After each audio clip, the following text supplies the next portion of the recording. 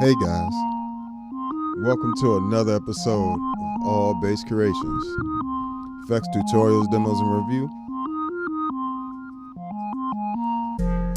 So, this entire groove, little quick loop I made, including this part,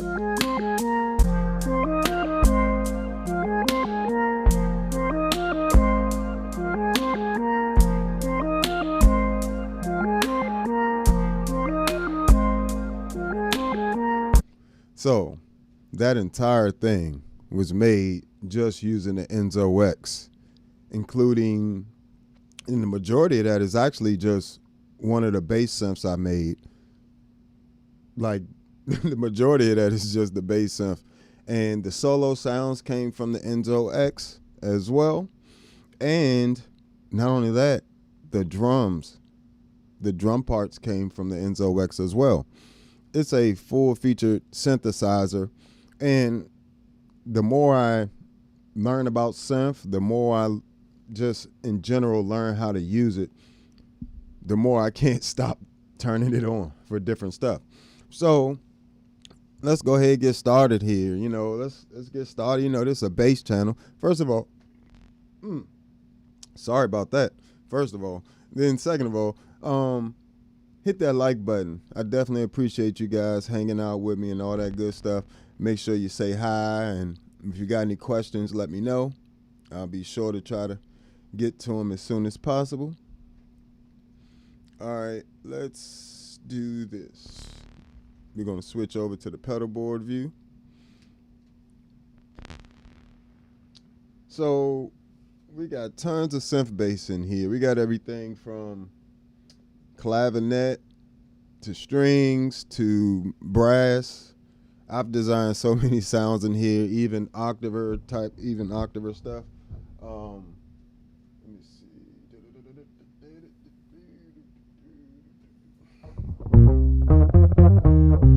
So I even got my, octave sounds in here.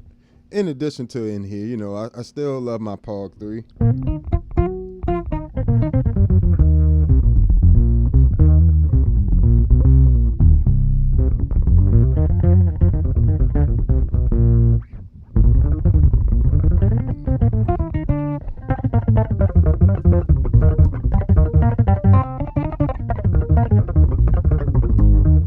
And it tracks amazing. Like, the tracking is crazy for real.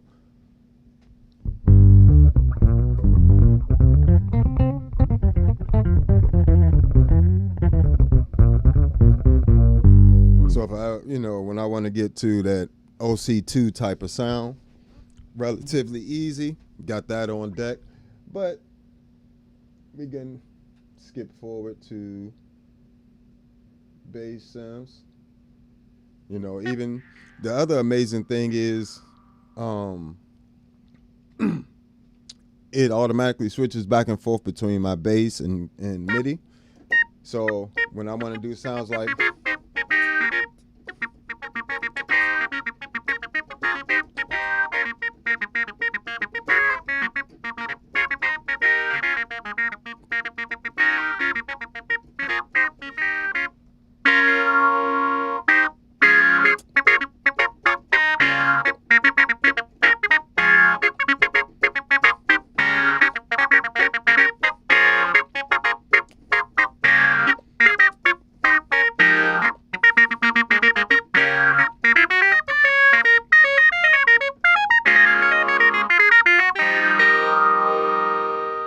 so you even got sounds like that on deck, and all this is designed in the Enzo X. Now, these are not stock presets at all. These are things that I've designed over the last about year or so of having it, and about a year of learning synth, you know what I'm saying? So that makes a huge difference in my capabilities at this point, So I'll probably actually be doing, for those of you that already have the Enzo X preset pack from me, I'll be doing an update to that pack. And if you already have the pack, you already bought it, I'll be emailing you a update to that pack where, I just improved a lot of things and improved a lot of functionality for the Enzo X and bass players. So let's get to it. There you go. Right off the back.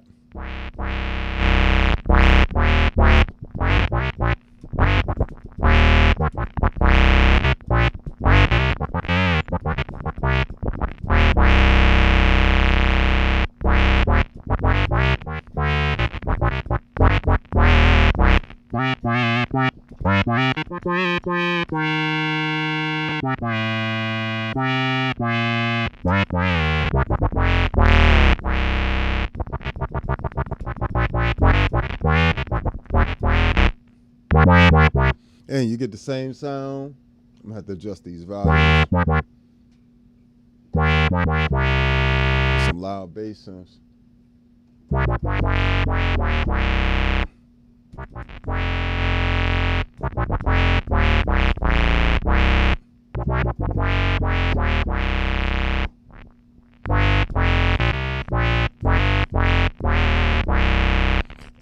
you know, I've even managed to, something I couldn't do before, I've managed to get the keys and the bass synths, like when I play with my bass, you know, to get the MIDI and the actual tracking to sound the same. You know, something I kind of struggled with at first. So, you know, there's a ton of things you can do with this unit that, in my opinion, is hard to duplicate. And no, now let me say this: I love the Future Impact for the grimier sounds, you know, vintage Moog and ARP 2600 type sounds. But when I'm just trying to get to the new synths, like these oscillators in here are just amazing. They sound pristine. Like everything in here is amazing. You know what I'm saying? Same thing here, but like different. This is going to get you. I'll give you an example in a little bit, but you'll see what I'm talking about. But both of them are amazing, but Enzo X wins in general for me, just for the functionality of it.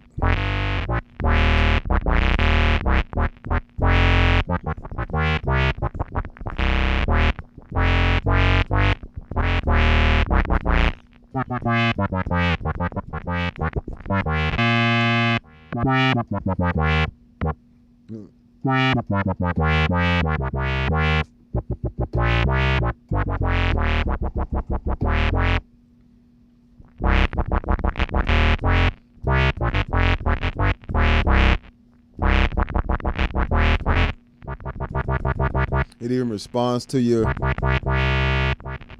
touch.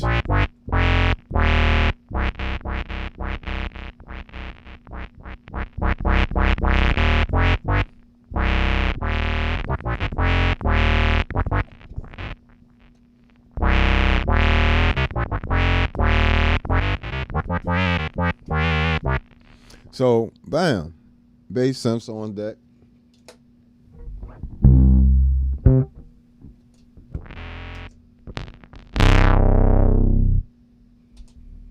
Go ahead and adjust some of these volumes as I'm doing this.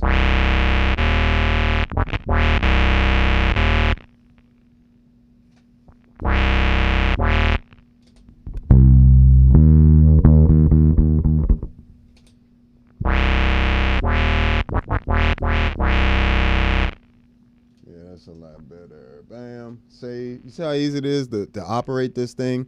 You don't just have these foot switches. You have these buttons here. And those are also your, you can do that or hold the foot switch down and do a quick save instead of, like, if you're not changing the name or any of that type of stuff, you can just do a quick save, right? So if I come here, say I don't want that to be so loud, I want it to be there.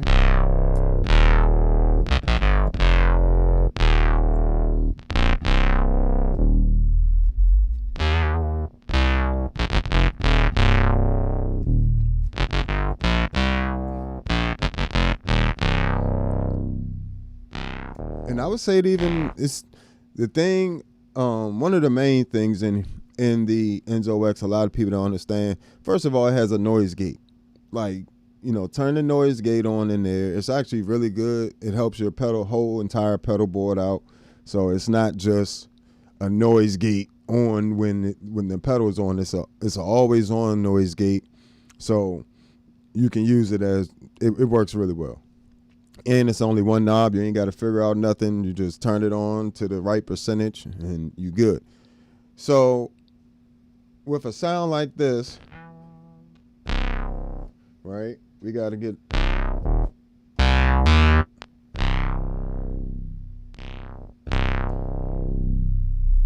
you see how all that sub bass just came in?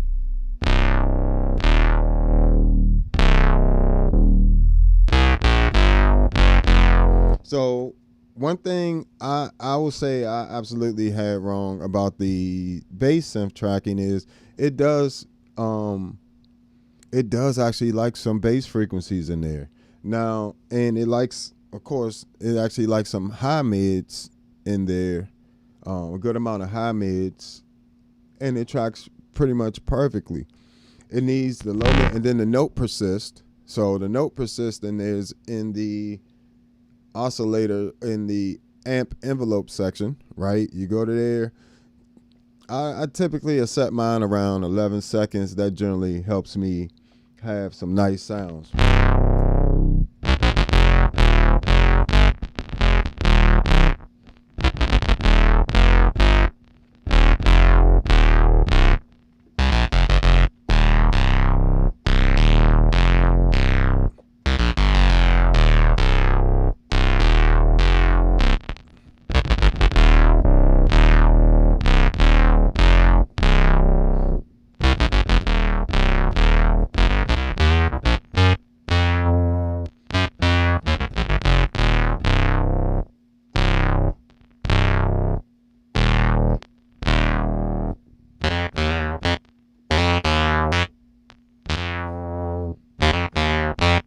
And see, your EQ really does make a difference.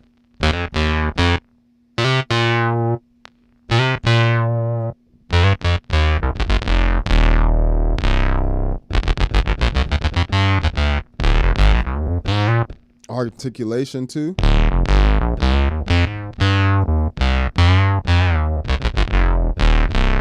So it actually follows all of that stuff in a decent amount of time. Like, for it to be doing all of that, you know, it definitely is doing it really quickly.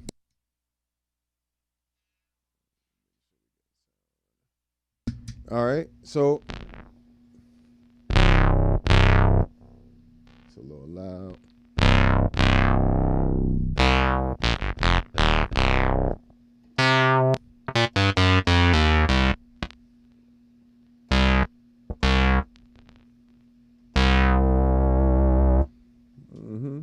So a quick save, bam, and the buttons just mirror what these foot switches are doing. So, you know, if I want to, instead of pressing these, if I wanted to have this like up on the table, these buttons are a little easier to press than an actual foot switch. Especially when you don't have these toppers on here.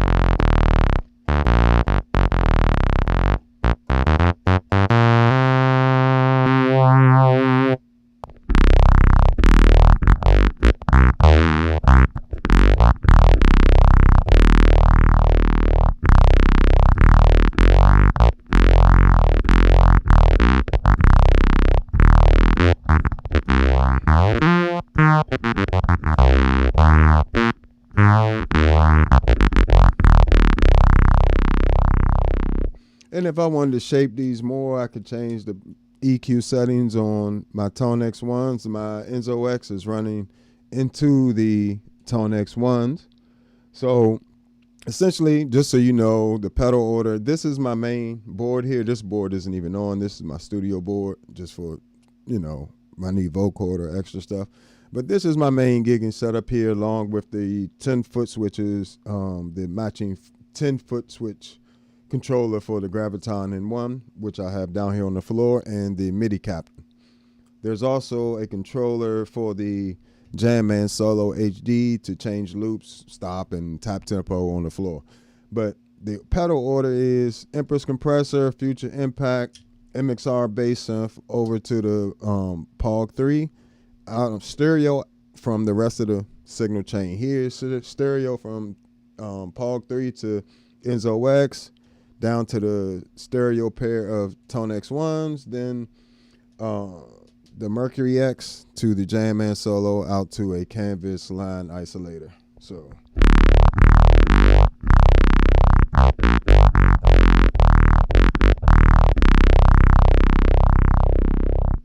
you get plenty of options with this thing.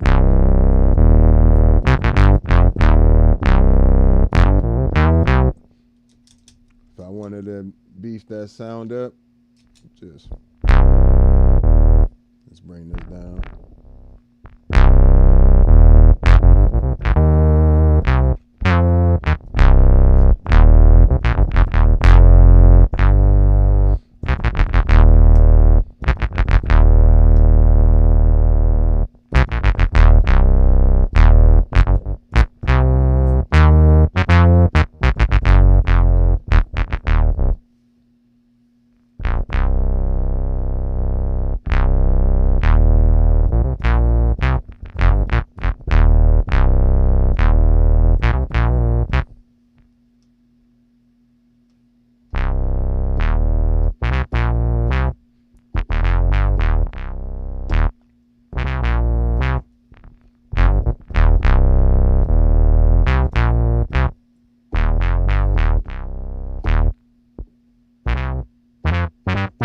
So, I mean, how much more versatility you need in a synth pedal? And mind you, this is just the mono mode stuff. We haven't even gotten to a lot of the other sounds you can do. Again, like strings, brass, like, you know, piano-esque toy box type sounds, music box type sounds. Of course, amazing pads, you know, showed you the clavie right there, little preset. So there's a ton you can do with it. Designing, heard a little bit of trumpet type sound in the intro, and then we also heard another synth solo patch there in the intro as well. So the thing, this thing is essentially can be the only synth that you really need. You know what I'm saying?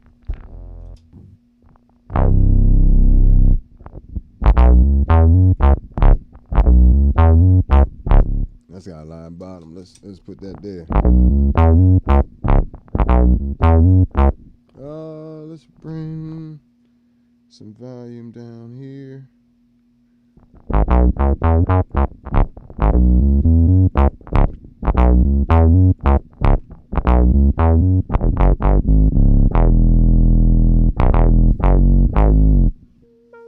Giant loud.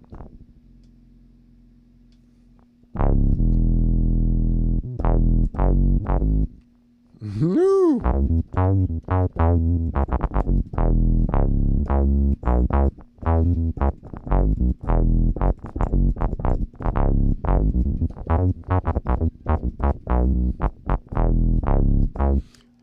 So it's the work you can do on this joint is crazy. Appreciate that. Does it track polyphonically on bass? Yes, it does. Yes, and it's way better than the C4 synth. As you can see, I have a C4 synth here. And I do have some sounds that I like on there, but this is not really going to be able to do really much that this can't do, or that you would need this to do. Yes, this does have 4 oscillators, but most sounds you're not using 4 oscillators. And to be honest, it's just a better unit. It just sounds better. It's better tracking. It's better functionality. So yes, it does cost more, but you know, the MXR bass synth is $289. This is the Future Impact is $350. This is $600. So I don't see the problem there. But this is also a multi-effects unit. Like, I actually use this, all the modulations, filters, everything in here.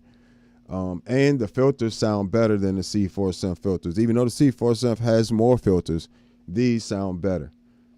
So the chorus sounds better, the phasers, the flanger, the drives sound better. Everything just sounds better in there. And it has full MIDI in and out, of course, so you can play these same sounds. Let me turn it.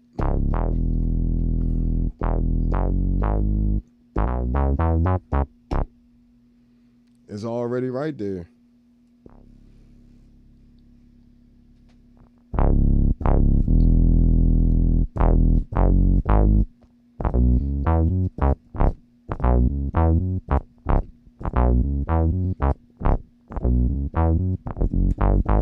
Now this is a good time to bring the future impact into the mix, right?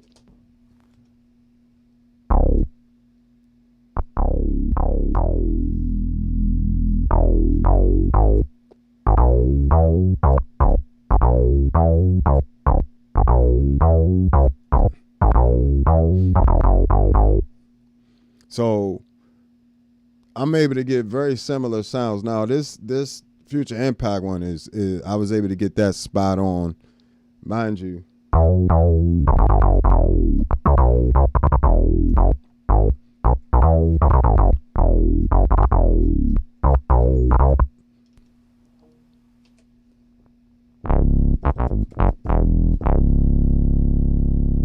see, what did I change the volume?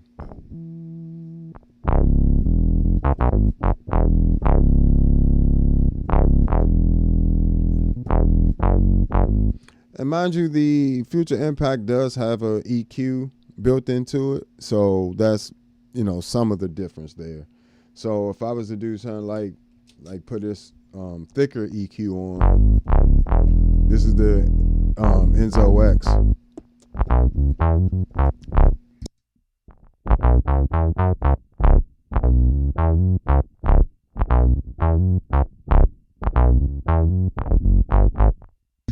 That and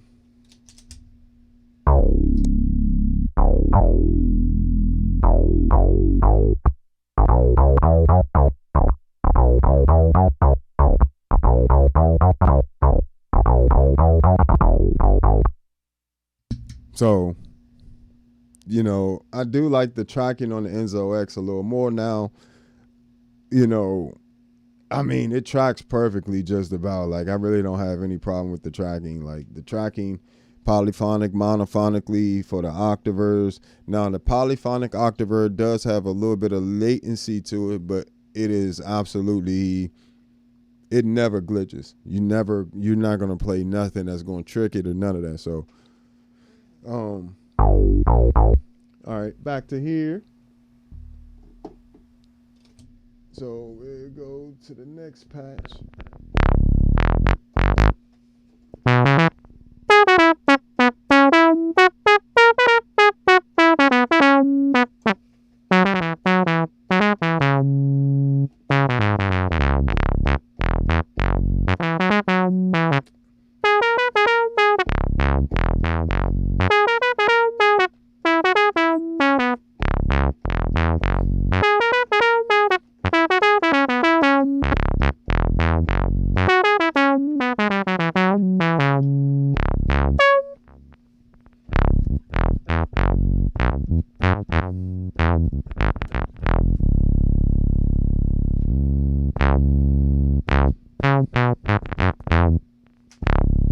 And I also got it set up so I can do an octave jump on there.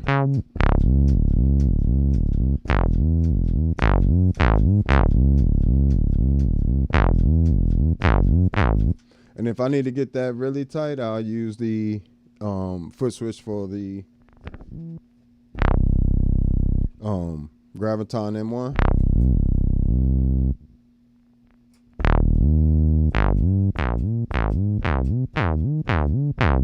You know, you can do it. I can do it with either one. So.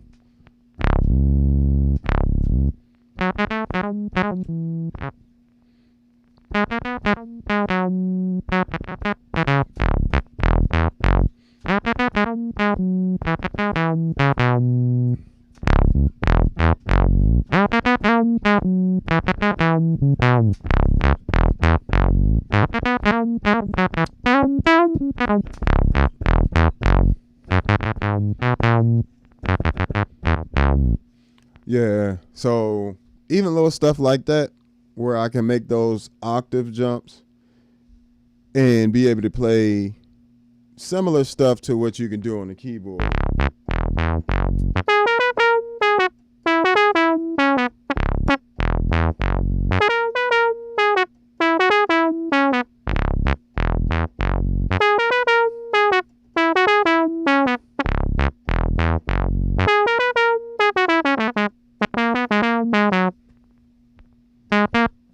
So if I, right now, right, if I hit that octave button,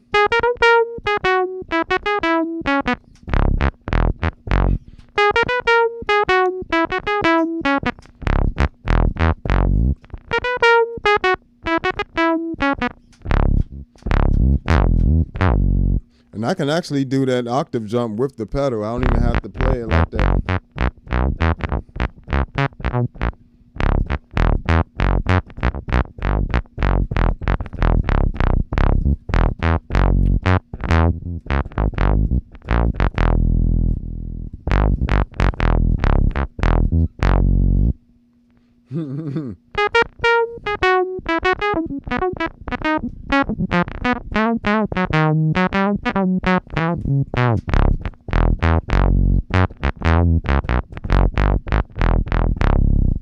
So, and thank you. I appreciate that. I love my setup too, man. It's amazing. I ain't gonna lie to you. Having these capabilities with MIDI and this small, this is a medium-sized board. So this is, you know, from here to here is 12 inches. So, you know, it's about, what is that, 18 inches. You know, it's not a big board at all. And because this is separate. This is my studio board. This pretty much stays in the house at this point. You know, when I need string sounds, or I do still love my Mel 9, Key 9, and my vocoder there the most. You know, on this side of the board here, that big orange pedal is this one is a vocoder pedal, but I don't use vocoder all the time.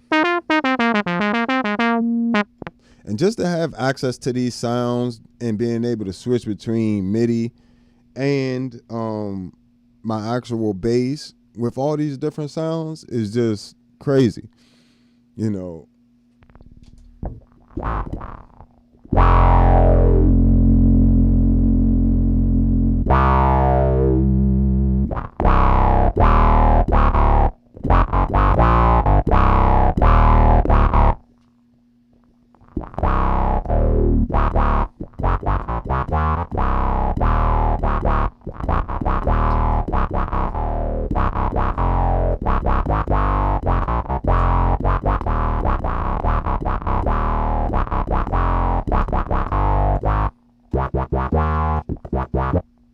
That's the crazy part. You could just go.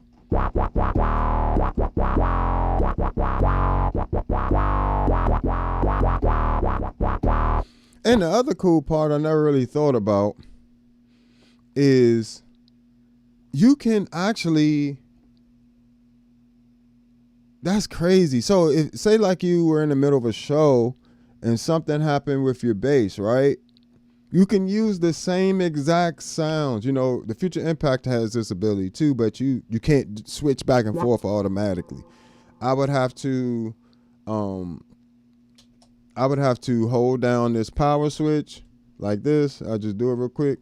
It'll go to global. I have to press that. Then I got to make sure that this is in the right place, and then I can change it. You know, then press, you know, that, bam, and now you're back able to play. You know, but when you could do it automatically, nobody has a chance to even miss it.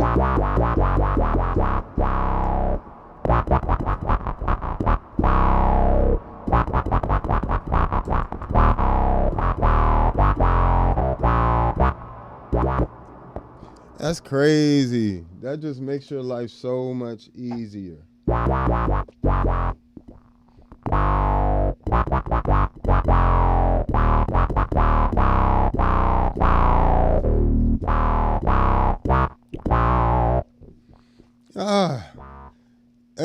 It just puts a smile on my face. Let me see what we got here.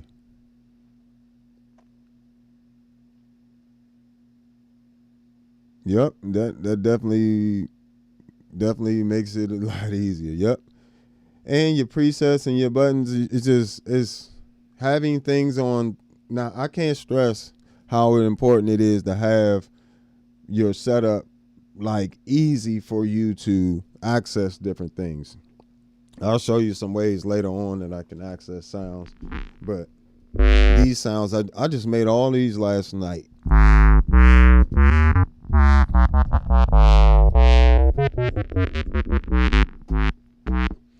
Let's do.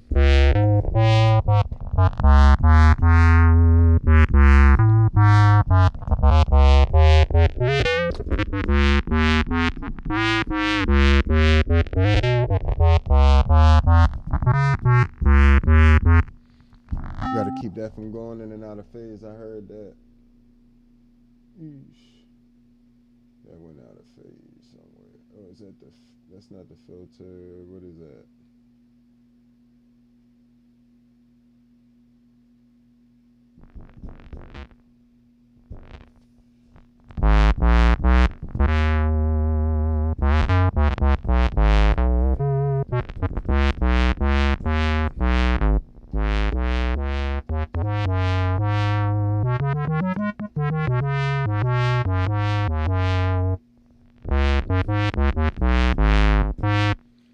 It just makes it so easy. Oh, and it's got ring mod too. It's got ring mod. It's got bit crusher in there. You ain't even got to fake it. You ain't even got to. And, you know, of course, paired with the Meris X, this thing is daggone there. This here is, yeah, it's $1,200, but that is the best $1,200 you're going to spend on some pedals. I can guarantee that. But, man, the bass synth capabilities in here is always impressive. Oh my, come on. See, I just added a little bit of reverb there. I don't even have to add reverb here. I can do it on the actual Enzo X because it has filters, distortion, octavers, delay, reverb, and modulations. And you can assign them to, you know, I think it's you got two different LFOs, LFO A, LFO B. Then you got a sampling hole, which is a random generator. Then you get you can assign different parameters to the envelope of the sound, meaning like the same as an envelope filter. You know, that's why you can make an envelope filter with it, because you can assign, but you don't have to assign it to that parameter for the filter. You can assign it to the depth of a modulation or the speed of a modulation, you know, and it'll basically speed up and slow down based on your plane and your dynamics. And you got the whole, you can assign things to the whole modifier, which is why I'm able to make those octave jumps and things like that. Then you still have a 16-step sequencer in there. Then you can assign up to 6 parameters to the expression pedal. And not only that, you can do, you can even assign parameters to the aftertouch for the keyboard. If you have something like a Roly MIDI controller, you know, you can really get expressive with it and all this extra stuff.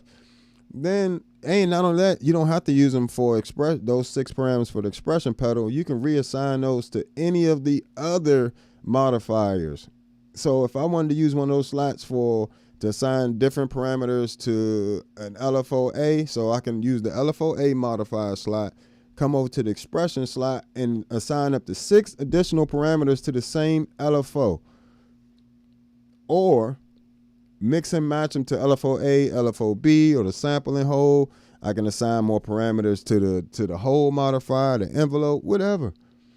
That means you got endless possibilities in there, and that's what makes it insane.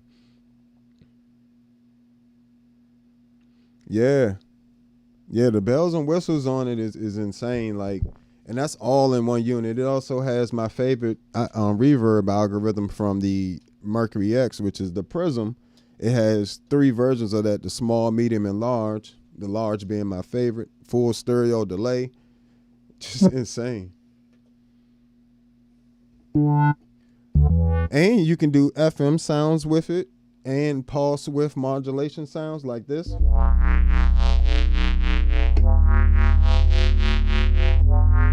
Listen how deep that is.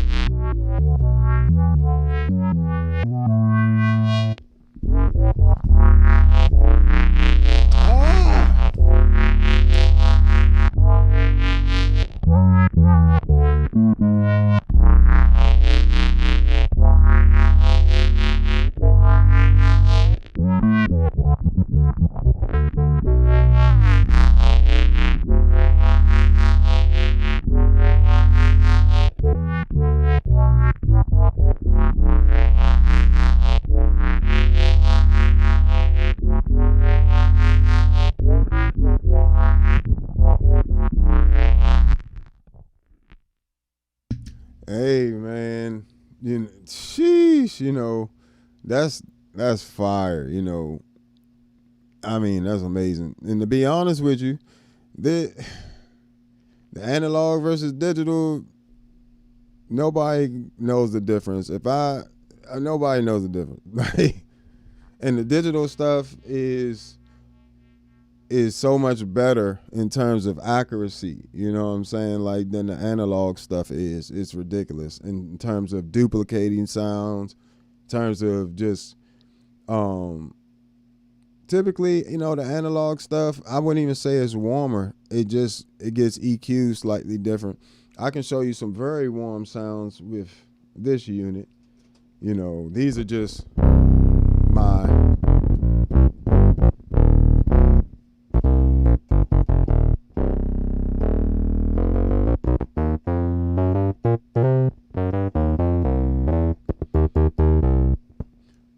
there's just certain things.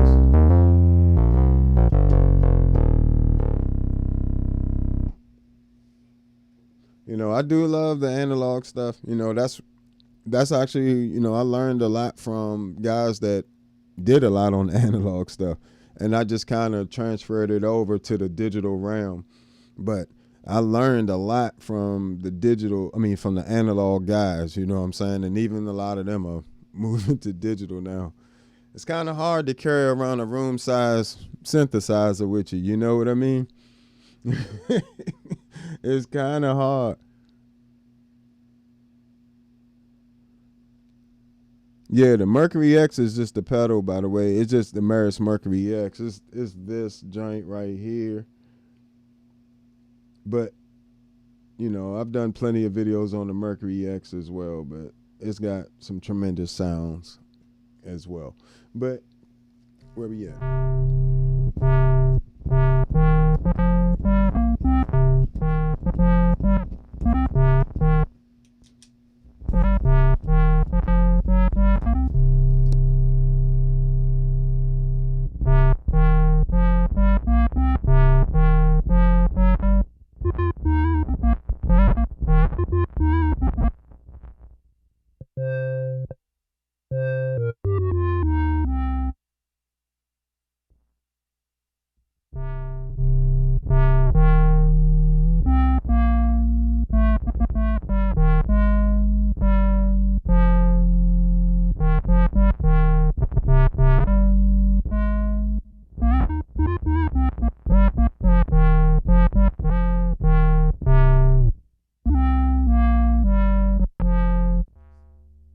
You just jump right back in there, back and forth,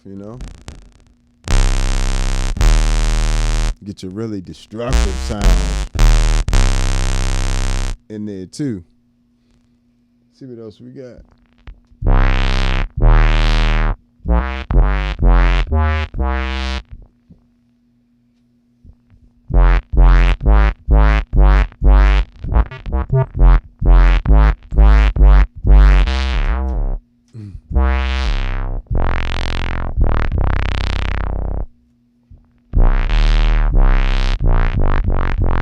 I got this one tuned to go down. And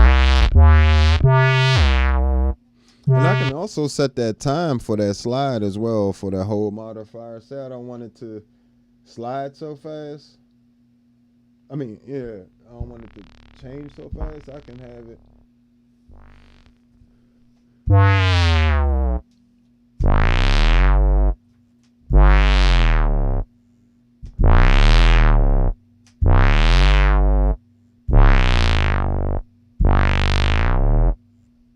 So that's the crazy part.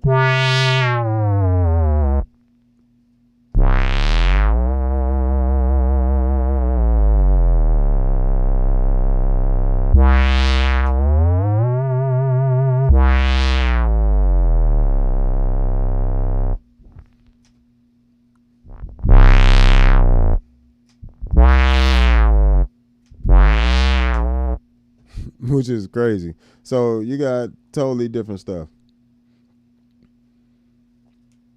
Hey man, enjoy yourself. I appreciate the love and the support.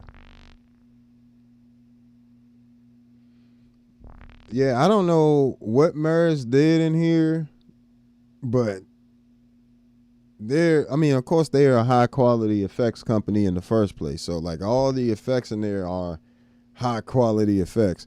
It actually makes you want to get even more Meris pedals.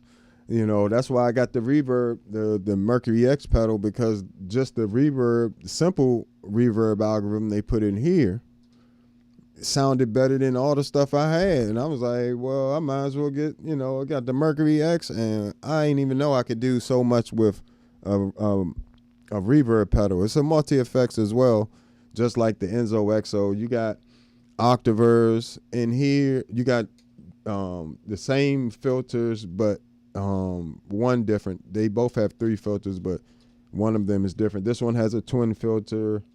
This one has a parametric EQ filter, and it also has a ladder and a state filter, which are negative 20 dB and 12.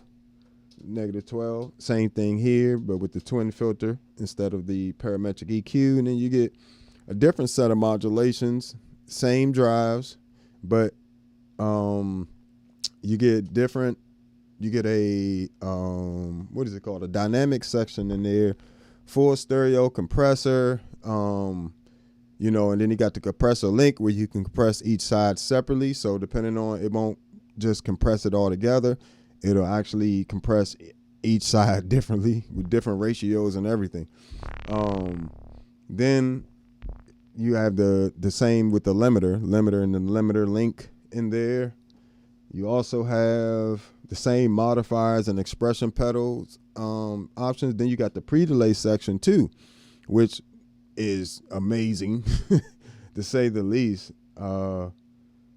You know, because it's pretty much a delay section, and you can put any of those effects anywhere in the chain, before the delays, after delays, only on the delay, right before the reverb in the pre-tank, or you can put it after the reverb. You can just do stuff anywhere. You can put it on the dry signal and the wet signal, or only the dry signal. It's just insane, the routing.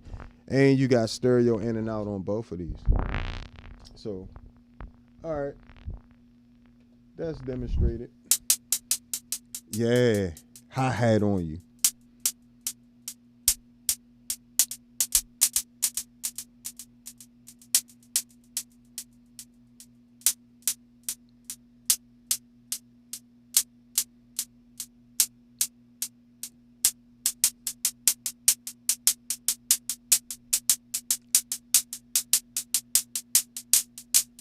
And actually have this set up.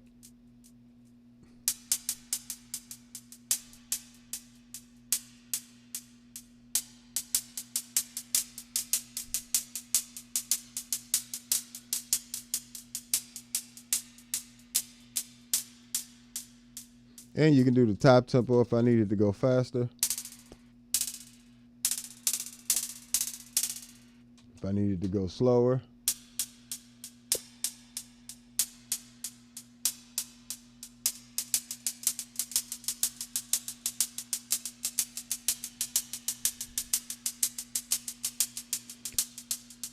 And so you know, that delay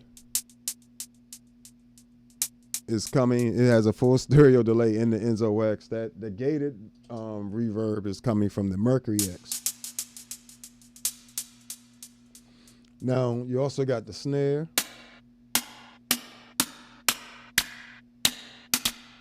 Now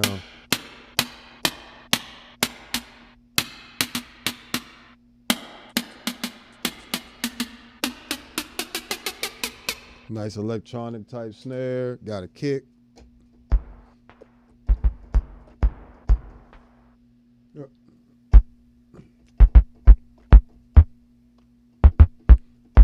Nice club style kick. And all this can be created because this is a full feature synthesizer. You know, I know we've heard a lot about the MXR bass synth, and I do like it a lot. It's a great, for me, lo-fi bass synth. I look at it like this. This is my lo-fi bass synth pedal. If I want like something that's sounds more, just no offense to MXR, but more like a toy, I'm a and I want something lo-fi-ish, I'm gonna go with a MXR bass synth. If I want something that is more Moog and ARP 2600, I'm going with the Future Impact V4 VIP. If I want just an amazing modern synth and something that can do sounds like a CS80 can do, I'm a go for the Enzo X. As well as if I only had one pedal here, like to take to a gig and do the entire gig by myself, covering all the parts in a looper, is going to be the Enzo X, because I can do enough with that to pretty much do everything. As you can saw, as I showed you earlier, you got octaves in there, drives, filters, everything. So, all right, polyphonic time.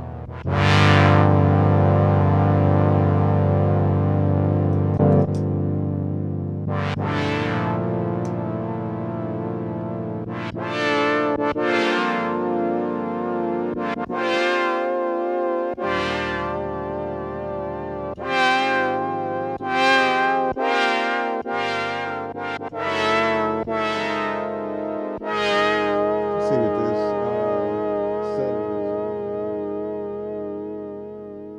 Definitely tracks better than that. That's too long.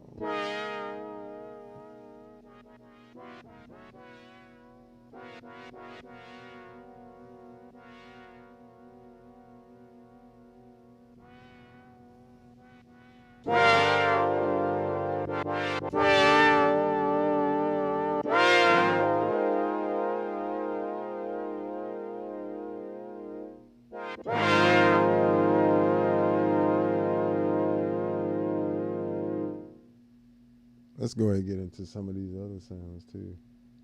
Start getting into these pads.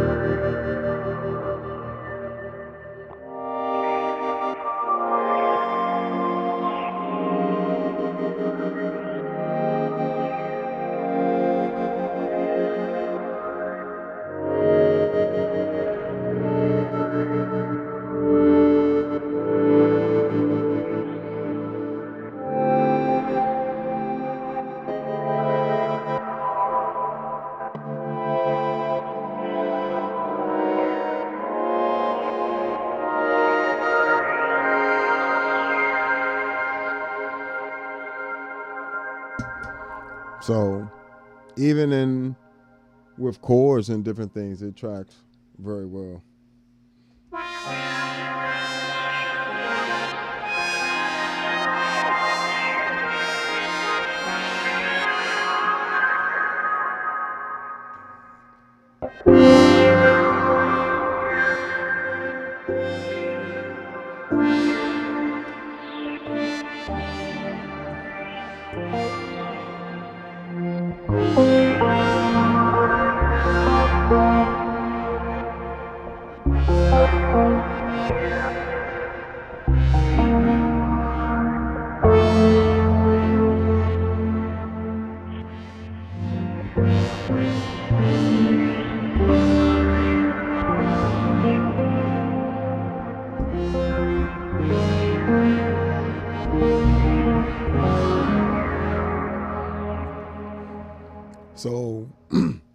As you can hear, some effects are on my bass, some effects are on the actual sound without the Mercury X.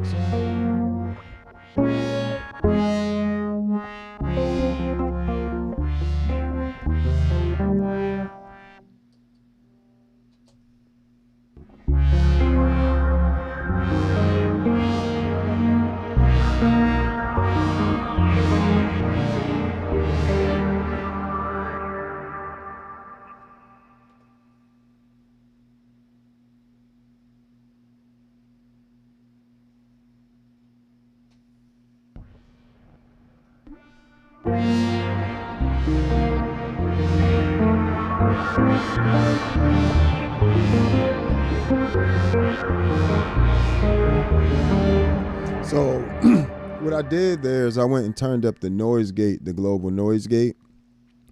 And what that does is, I believe the noise gate runs before the tracking, if I'm not mistaken. But it is an always on noise gate. So even when the pedal's off, it just helps keep your pedal board quiet. As you can hear, I got that thing on 64%. But when I go to play, the sound is just there.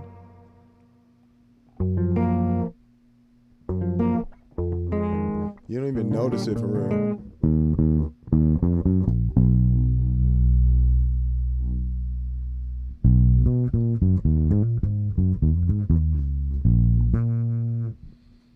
So that helps your tracking, especially in polyphonic mode. I don't know why I keep saying it like that. Polyphonic mode. You also have an arpeggiator on here as well, so you can do cool things like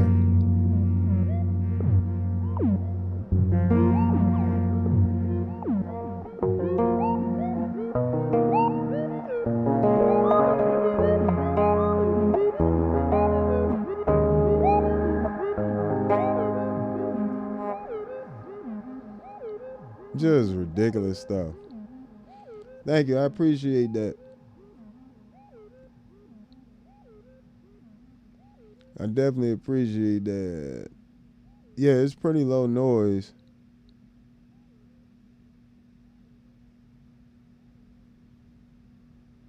Yeah, it's really compressed just when I'm using the Enzo X, just because I like it that it's not even really compressed. It's super compressed. I'm just pushing into the compressor a lot.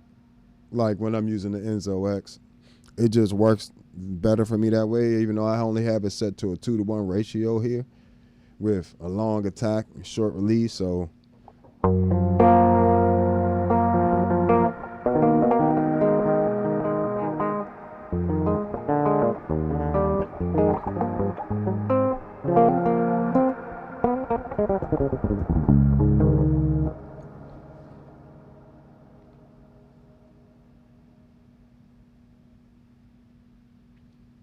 yeah, I do a lot of little stuff. If you find me on Instagram, I'm going to start doing a lot of little collaborations with different folks, you know, and it's not about how big or small the channel is. It's just people that want to, you know, like-minded people that want to work together. It's hard. You'd be surprised how hard it is to find people that want to work together and actually get something done productively, not just, hey, let's hang out and, you know, let's get something done.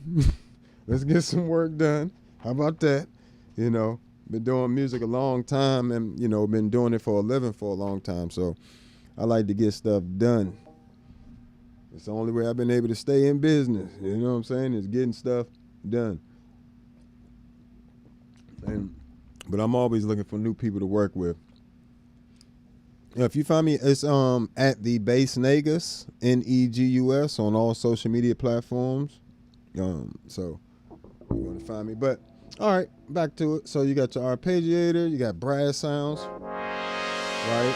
That's if I want a more mellow sound, then I can also come down here, hit the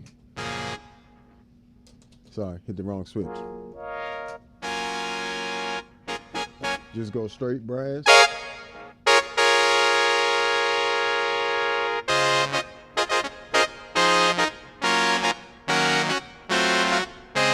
And this is like a synthy brass. It's not. I'm not trying to get exactly a brass sound,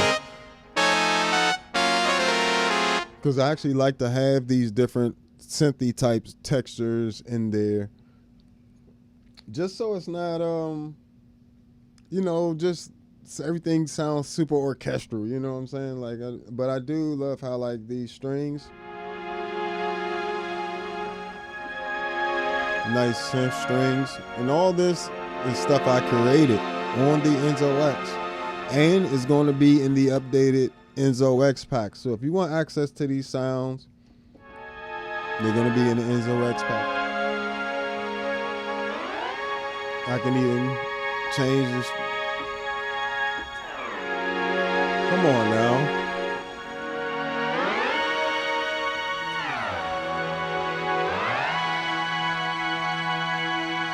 And I can hold that. I'm actually freezing that with the Mercury X. So I have the whole preset set up between the Enzo X and the Mercury X to where I can freeze that, still glissando.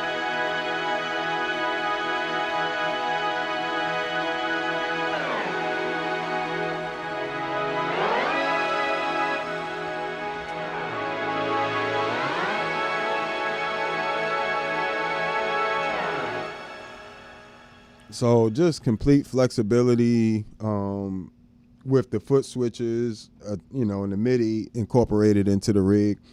So underneath the rig is a CME H4 MIDI Pro, which is coming out the side here. And it also has Bluetooth MIDI. So like the MIDI captain is wirelessly connected to the pedal board. I used to have the Graviton M1 wirelessly connected and the MIDI controller wirelessly connected, but for different reasons, for recording purposes, I just want to do that. But when I want to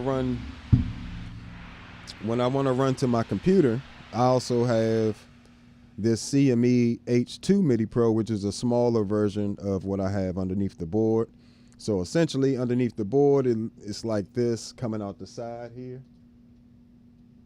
And what that pretty much allows me to do is I can route MIDI in different ways, or I can filter out certain signals from certain devices. Like say I don't want CC messages from this MIDI controller, going to the Enzo X, for instance. I can filter out just the CC messages and still allow the note, the ability to play the keyboard. And that's very useful for when you have multiple devices on one channel that you want to play at once. You can filter out certain things and only have it control the filter of the Enzo X and not control the filter of the Pog 3, things like that. Just really easy stuff. Now, I also have used these little devices here. The H4 MIDI Pro you have to buy an extra chip that you put in there that makes it wireless in addition to the ports, and it also has 4 of these 5-pin MIDI ports here. It also supports up to 8 USB MIDI devices, and it can power them if you use an actual 9-volt 500 milliamp power supply. USB-C, it can be powered through USB-C, but you can't power other devices when you do that. So a lot of little cool stuff with that. Now, this WIDI Master actually allows me to have wireless MIDI across the room if I wanted to. Say I have a motif across the room, right? In fact, I'll demonstrate it real quick.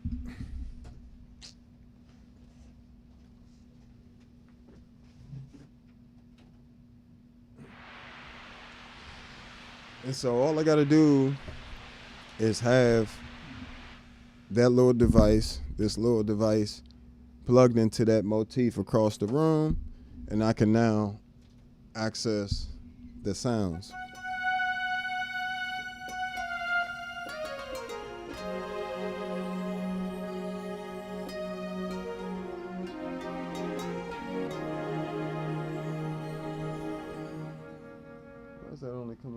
channel. Oh, probably have it panned or something. Nope. Give me 1 second.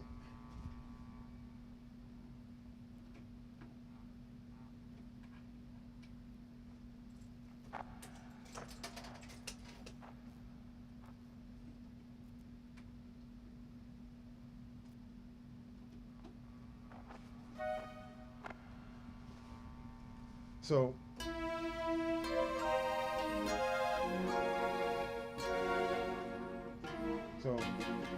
essentially, I have that ability. What you're hearing now is the actual motif.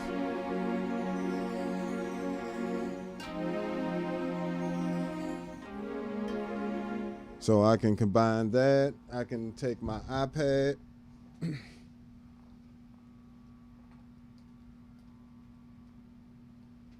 Say I want to run EP and piano. I like this Neo Soul app, right? So I can come on here, bam, and I have the iPad connected to what is this? A X-Tone Pro audio interface, which has pretty much is an audio interface with MIDI in and out. And it also has 6 foot switches you can assign to different parameters in, whatever device you have it attached to. So, if I come over here and then I have an headphone out from that audio interface running stereo to the Jam Man Solo in case I want to add EP. So that EP sound. This EP sound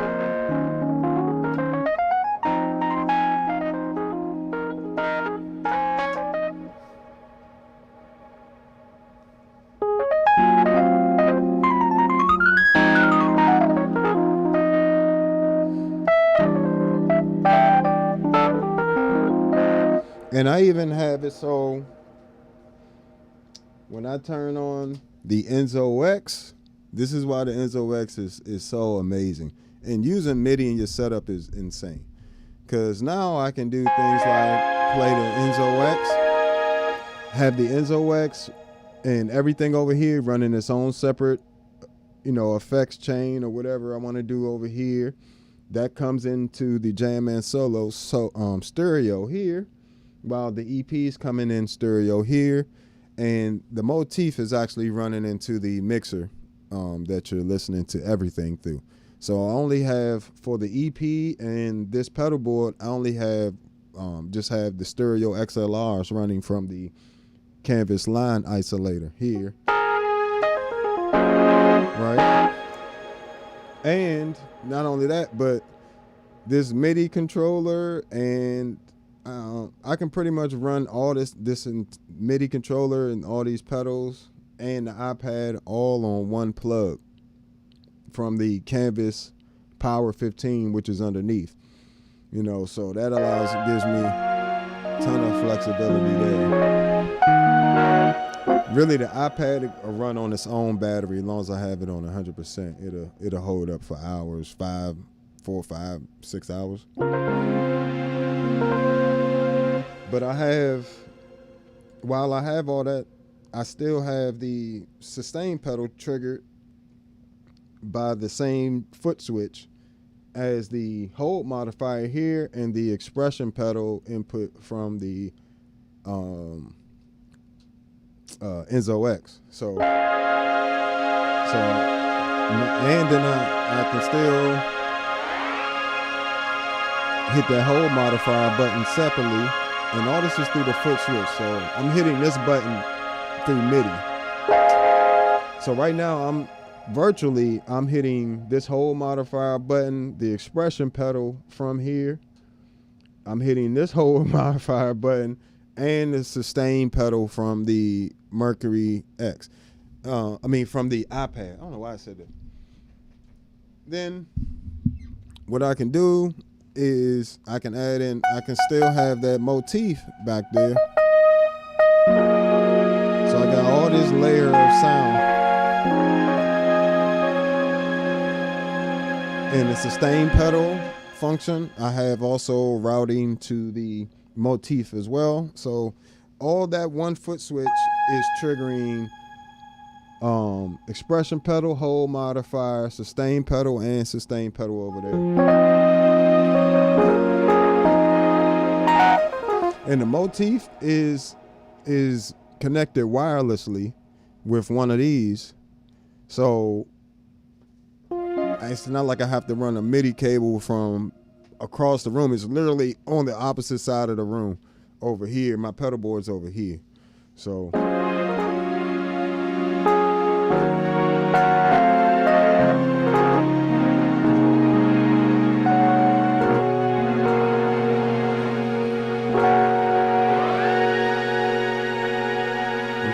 triggering stuff. If I want to do I have a separate one for if I want to do the sustain pedal by itself.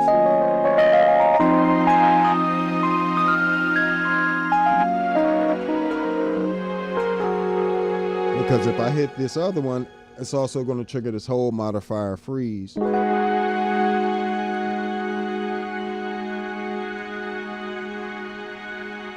Which is different than just the regular sustain by itself.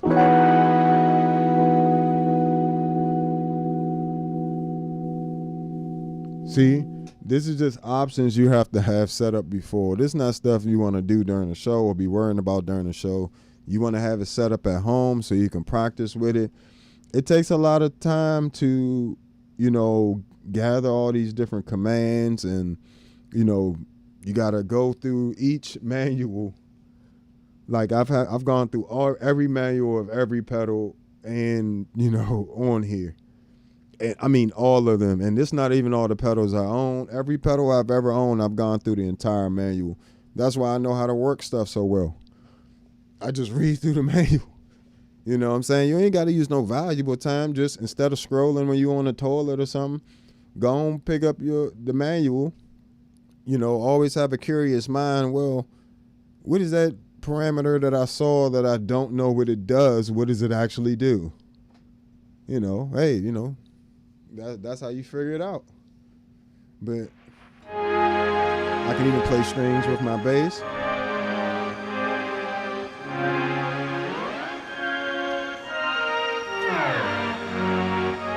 Come on, yo. Come on, yo. That's sickening.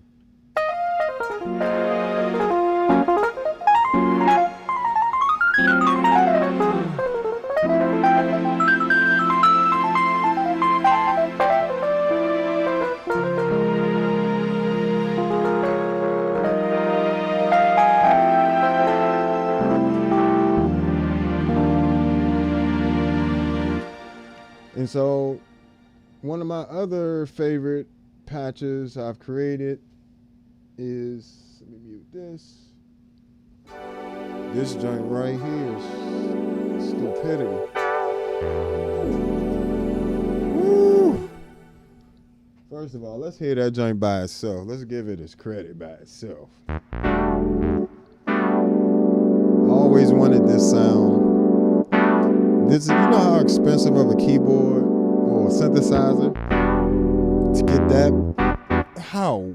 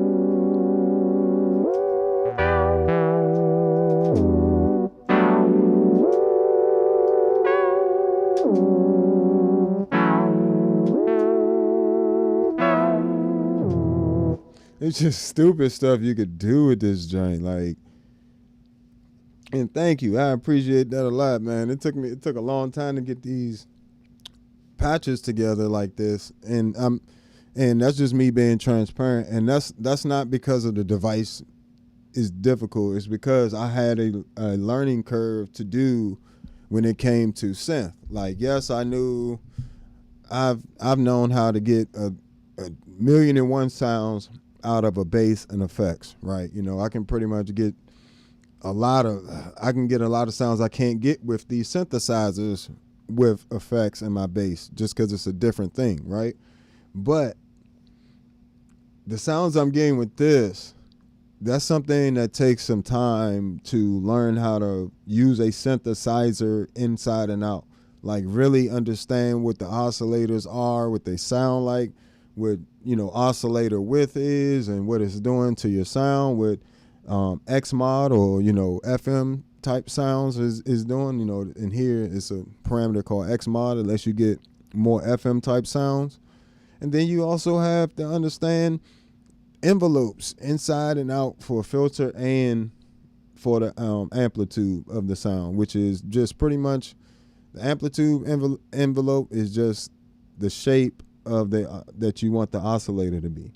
So then from there, you know, and one huge thing that I had to learn, turn every damn thing off. Turn everything off. Start from just the oscillators. Turn everything off. Turn off the modulations, turn off the ambience, delay and reverb, you know, turn off the drive, turn off the, you know, open the filter all the way up, turn the resonance all the way down, and just hear the oscillators and get that oscillator to be beefy and sound good by itself, and then start to shape it with the filter. But I think if you try to do too much at one time, that's what I would try to do at first, you know, and I did get some great sounds. But, you know, in order to be intentional, you got to really know what the parameters are, just the same way I'm intentional the way I set up my compressor or the way I set up my preamps, EQs, everything, you know, is intentional. It's not on accident. So, all right, another one. So I can make key, you know, piano-esque sound.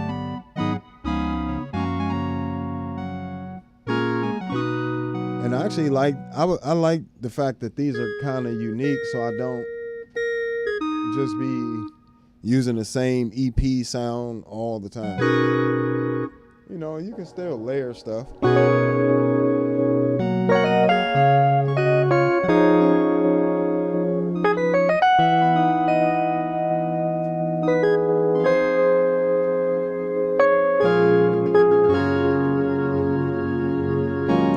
Start combining effects like freeze.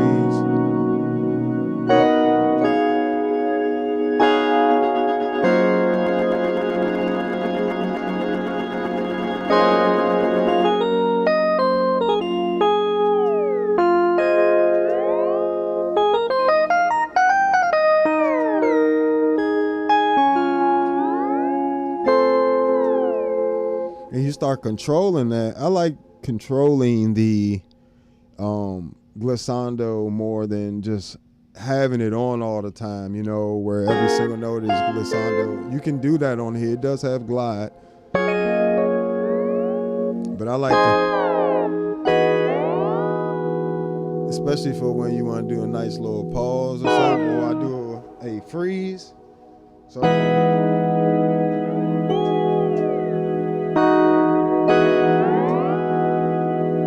like that, where it just like that additional slide in there. So definitely makes a huge difference. Yeah, you know, definitely definitely has that vintage 8-bit like carnival type vibes.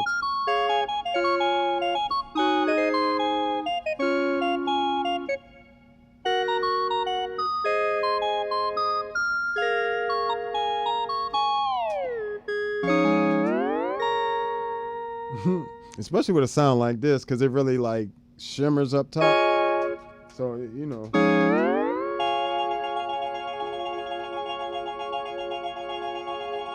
And that's the other cool thing. The Mercury X Freeze, if you don't do it correctly, it does little stuff like this instead, which I actually love.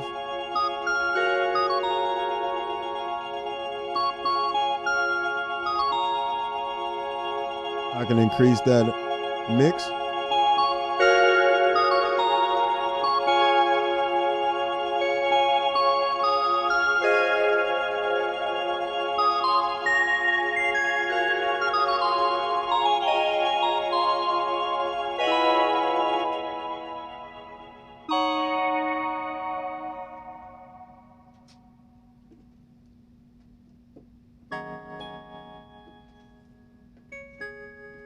So, you know, I got all types of little piano-esque sounds. Still got this beautiful synth pads, which go perfectly under, you know, piano.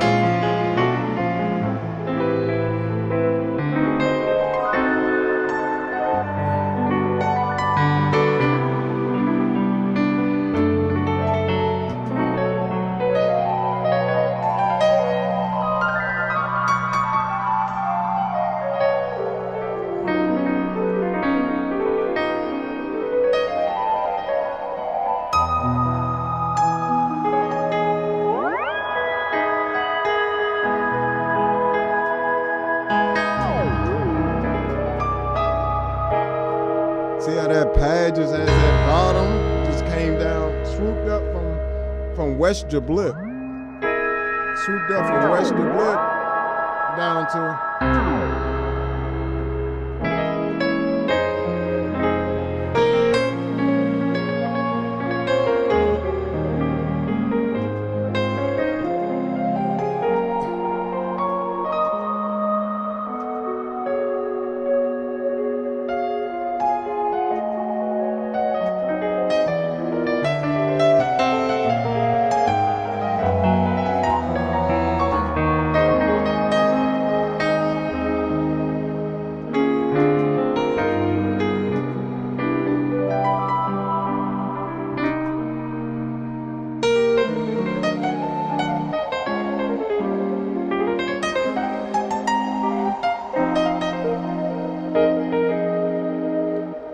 and this come on now.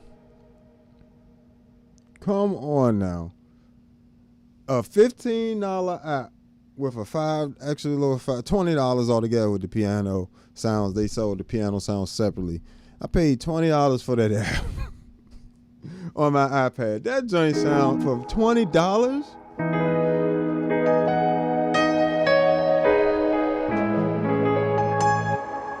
Now, and to be able to combine that with the Enzo X and the Mercury X, like all that extra stereo, like imaging in there and things floating around, sound by itself. Mind you, the Neo Soul app itself has an effects rack, so I get to have a whole different effects chain for piano and EP.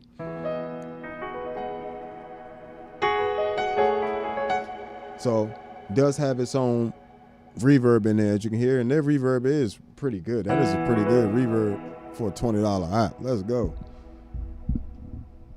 Yeah, it's definitely worth owning. And I also have the $20 mixer app. What is this? The AUM mixer app. I use that as well, and that allows me to have. So hopefully that's visible, but I pretty much can mute or unmute. I can run both sounds. And allows me to run 2 instances of that app, because if you just have the app by itself, you can't play the piano and EP sounds together. If you get this mixer app, now you got like a full keyboard type setup, because I can run in that audio interface, I can also run a digital effects rig in bias effects, or I can run bias effects into amplitude, or I can run bias effects into Tonex and then into amplitude, something you can't do with the app separate. So definitely a nice little app.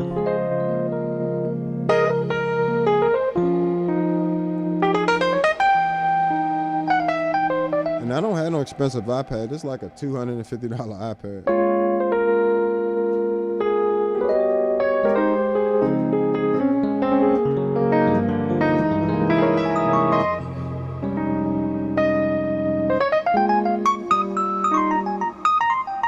But when you add that with the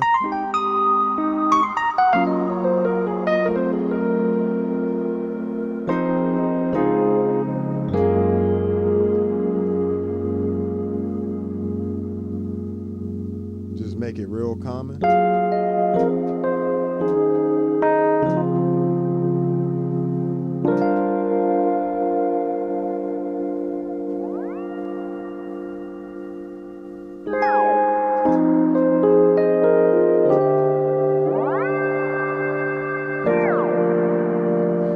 So, I mean, what else do you need from a pedal? From a pedal? Are you serious? Are you serious?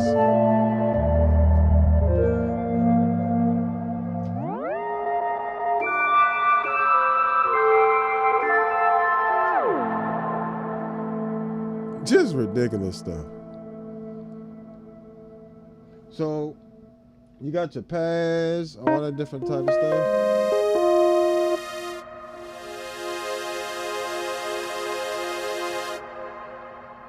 Even got like a cathedral organ type of sound. It's not exact now. Don't kill me. See, there's the sunset. Beautiful pads.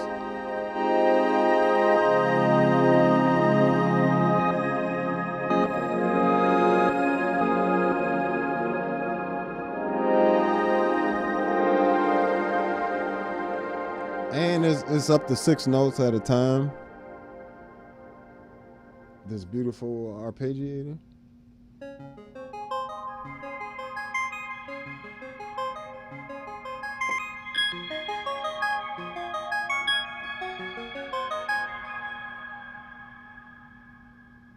Where is it?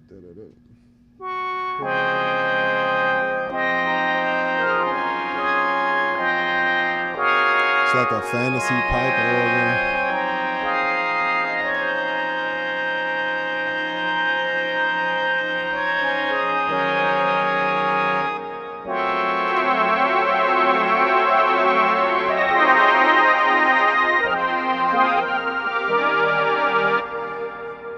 So I like little weird sounds like that. I don't always want to go with an EP or piano sound. That gets boring. Like, I want to hear something else, and I want to hear it in something else other than an EDM context. You know what I'm saying? I want to hear some different stuff. Start incorporating these sounds. You know, I do it in Fusion already, but you know, I want to see these incorporated even into like classical and different things like that. Because these are the reason I love the Enzo X so much, because it definitely is its own instrument. It's not what you think it is. It's its own instrument that you would need to spend time.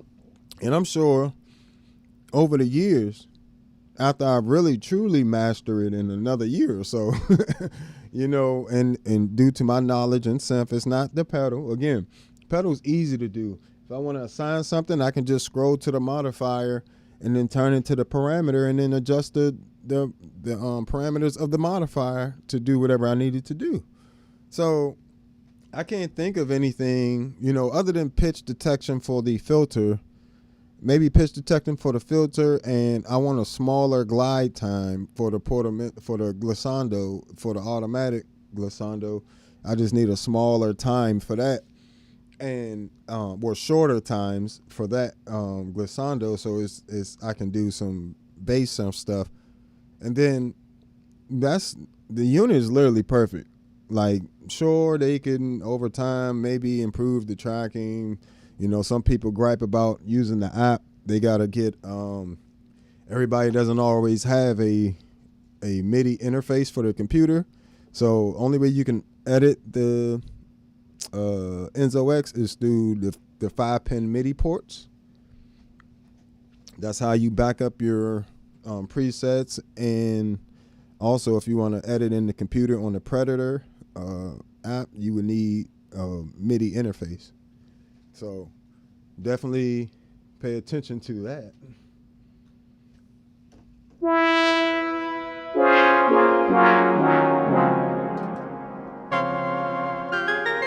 Another piano type sound.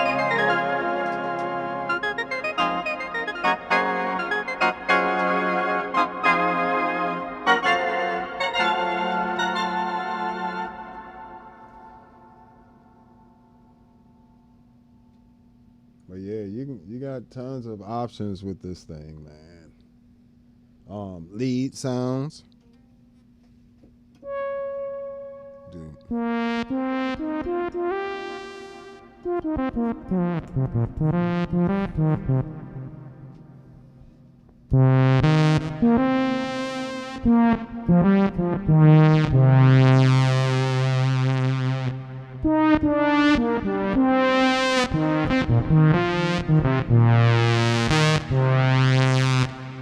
What's going on, folks? Appreciate you stopping by. 88.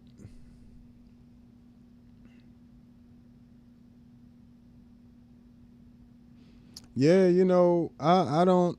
This is my main rig now. Anyway, this is just the studio stuff I use if I need it, you know. But this is my main rig that I take to gigs, and you know, this is not that big, you know. Even my arm, from my wrist to my elbow is exactly 12 inches. So, you know, which is weird that it's exactly 12 inches, but you know, I learned a long time ago from building stuff with my dad and building stuff by myself. You know, it's good to just know how long from here to here is. Trust me, it'll help you out in various situations.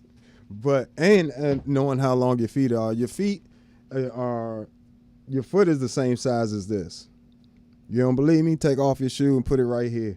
You don't believe it? I was surprised too. You know, I wear a size 12 and it's exactly this length. But all right, or normal people. Everybody not normal. Some people got long arms, short arms, but most people generally, yeah.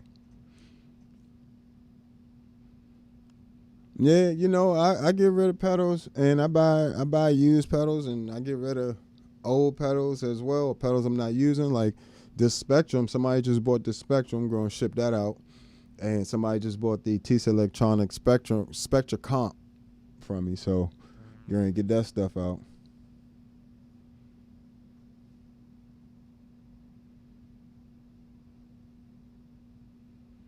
Oh yeah, he's Lizzie. I hope you don't call me. I'm gonna call you Lizzie. I hope that's cool. Elizabeth, that's actually my mother's middle name. But yeah, he 88 been, you know, follow all my stuff, and I appreciate it a lot. Thank you for the Patreon supporters, the YouTube supporters, you know, anybody watching that's taking the time to hang out with me. Thank you for doing so.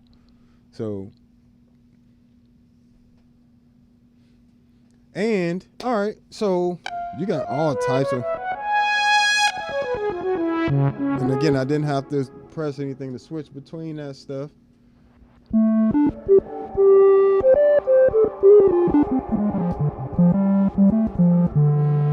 You know, I'm getting so spoiled now. I prefer not even to do it, like turning the individual presets, just because I have presets on here that accompany these. You know what I'm saying? Like combinations of things. So, see.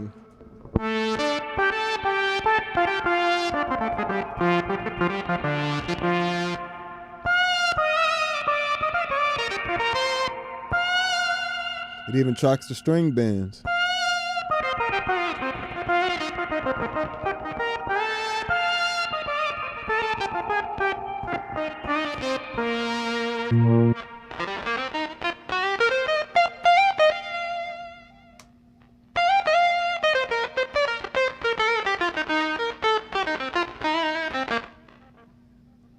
So I even got like a cross between a synth and a guitar lead right there.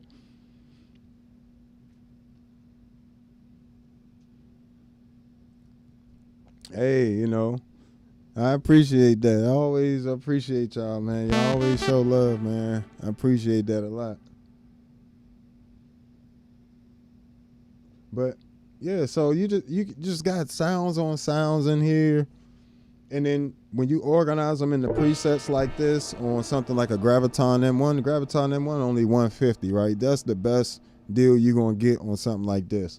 This thing's $150. The screen replacement's $20. You can just screw these 4 screws off and replace the screen yourself. So, you know, I have mine ducked underneath a few things, so you would have to really punch the middle of my board in order to get to it. You know what I'm saying? But at the same time, it's been a just amazing piece of gear. But when you have that, you know, that instantly allows you freedom. Because I'm go from that to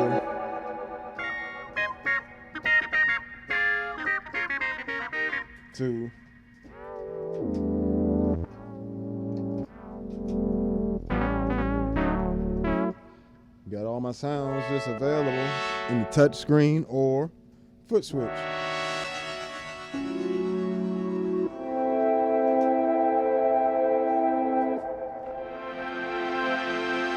I even have it set up to, if I want to do organ on the Pog 3, all of my pedals work together as well.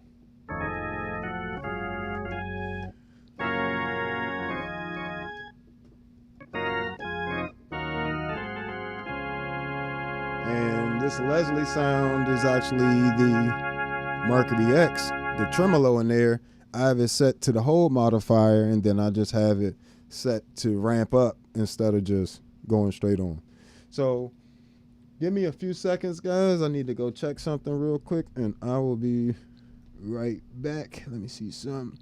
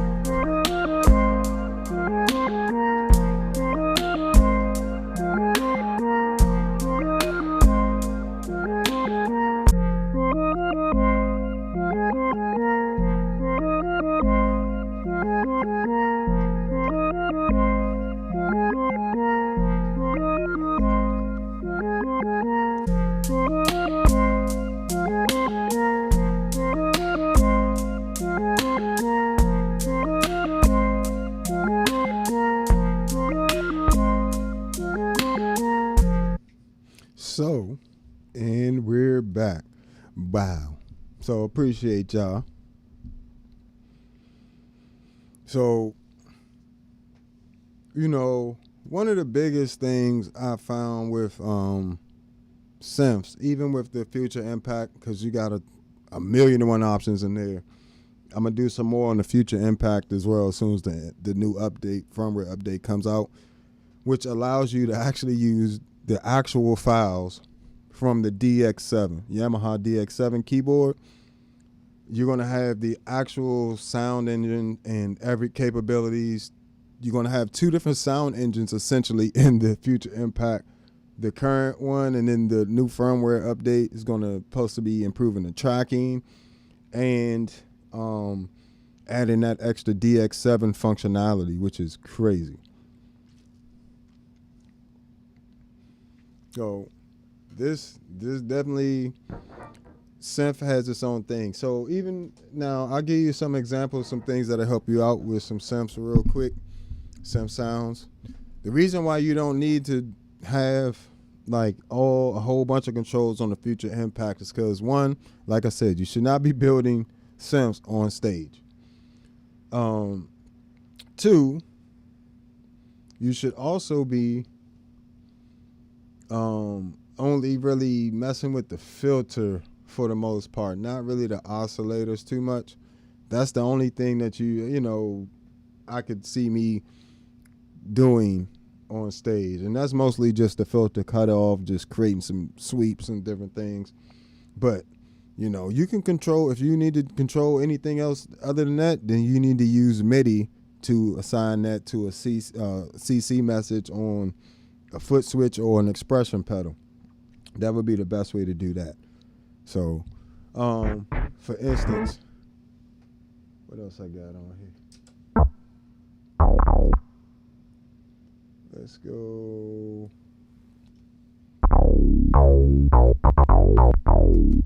Right, that's a nice little Michael Jackson bass, whatever. So just with the filter cutoff, now you're gonna have a whole different sound.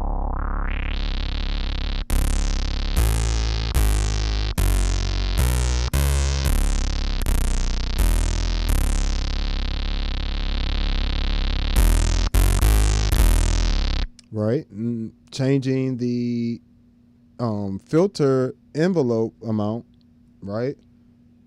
Or in this case, envelope depth. Change, you can bring that down. Just so it doesn't interact or like go beyond the filter cutoff so much. So now if I bring that filter cutoff back down, I'm gonna have a much darker sound.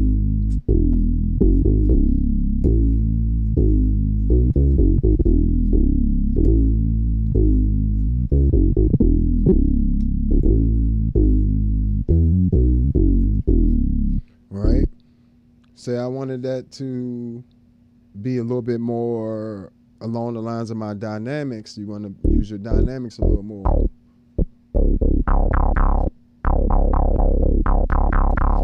You just increase that dynamics parameter. So instead of it being all robotic, now you can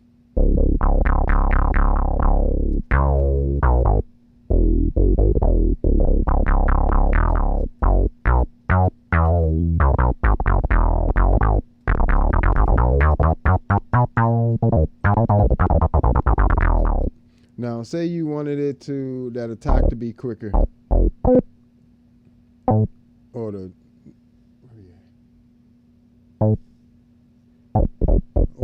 attack to increase.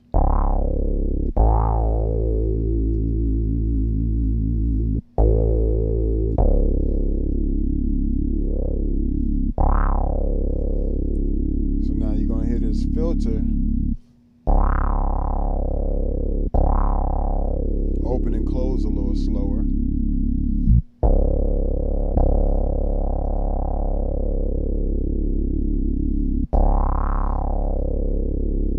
Let's exaggerate it a bit.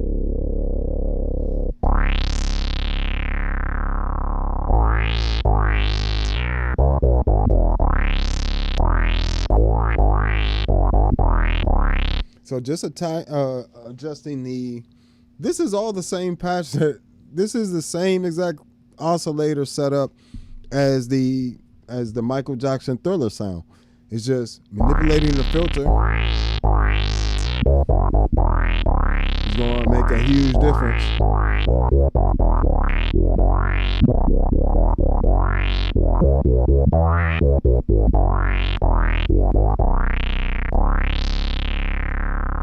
Right? And I can also add more resonance. Add more resonance.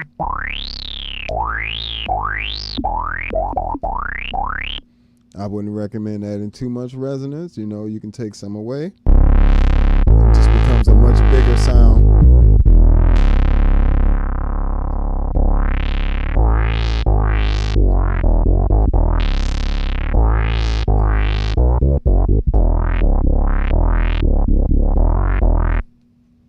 Let's see if it lets me add some.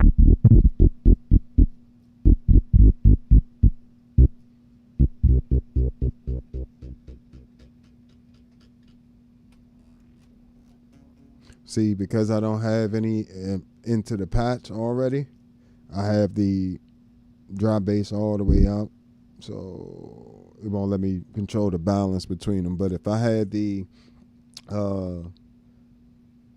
some of my dry sound coming through the patch, the preset, it would allow me to change the balance there. But yeah, those are the only real parameters you would need, you know what I'm saying, to create some cool stuff on stage. And by the way, the Future Impact also has a sustain function, and the same sustain pedals, the same foot switch I'm using to sustain all the other stuff, I can use it to do the Future Impact. So now I can do.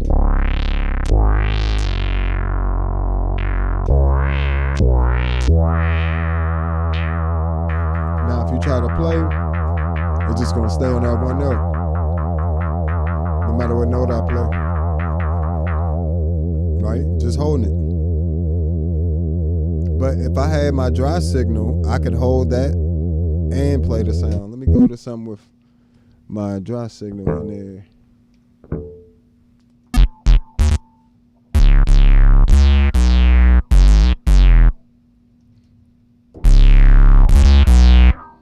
This should allow me to do it.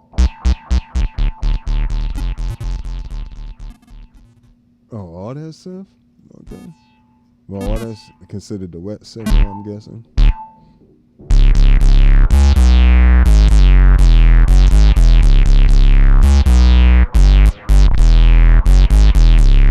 And that's an example of the synth, the octavers, because that's an octave up in there with some distortion on it, running in there as well. All that's working together. And I can always come over here, mess with the filter cutoff.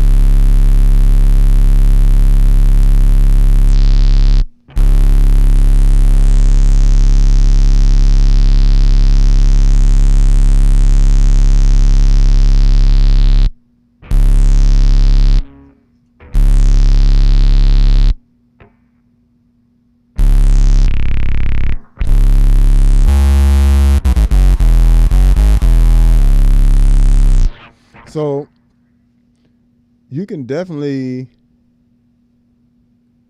do like just ridiculous stuff with these units, and you can do things like that with the of course with the well, I'm trying to think, can you do the octave pedal and the synth? No, you can't do the octave pedal on the synth.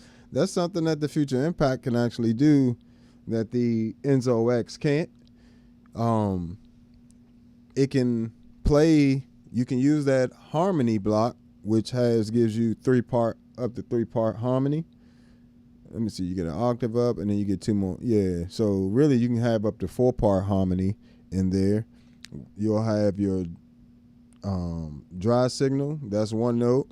You automatically get a slider with an octave up, and then you get 2 sliders that you can choose between different intervals. So that definitely, the Future, on top of having the 4 oscillators running at once and all that running through the filters and the EQ and chorus, overdrive, things like that in there. So, you know, that's definitely, that sound is definitely rock.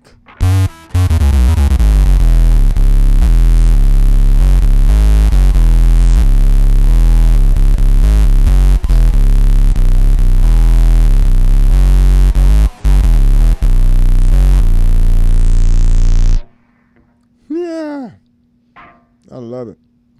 I love it. So it's just so many options with these types of pedals that people don't really talk about. You know, that's why when it comes to the bass synth stuff, don't ask me about the MXR bass synth versus these two, because that is a ridiculous comparison. And you can easily do a little bit of research on my channel or anybody else's that has interacted with this pedal versus this one. Now, I find a lot of people don't know how to get this to track well. A little bit of compression. You need to have this input level set right, and you need this note off and note on level to be set correctly. Then you need to have your bass EQ'd a certain way, you know, the same way you would have any other octave or track. You know, same thing that's going to allow me to track here is going to allow me to track here.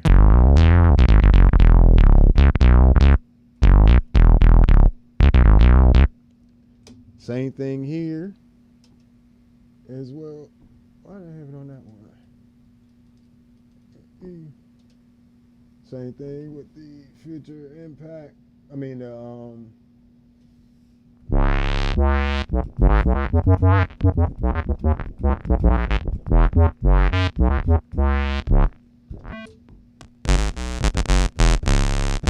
same thing. So, you know, they pretty much, I like to use the Future Impact for sure for bass synths primarily. You know, it has a real analog vintage sound to it.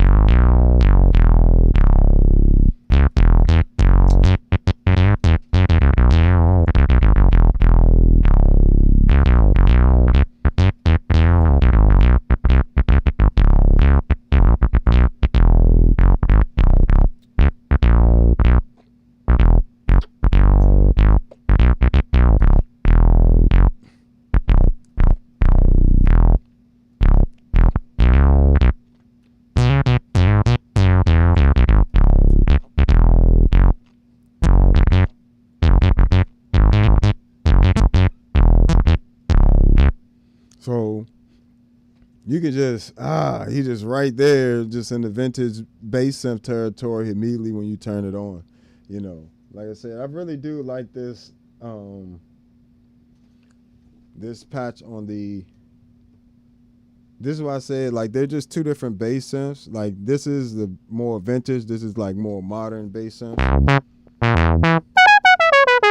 Look how clean that is. Let's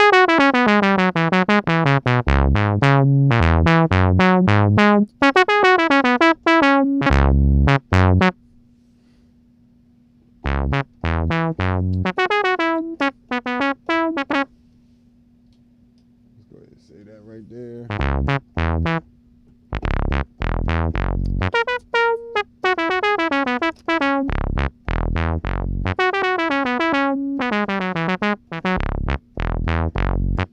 just nasty. It just that's just gritty. Just another nasty.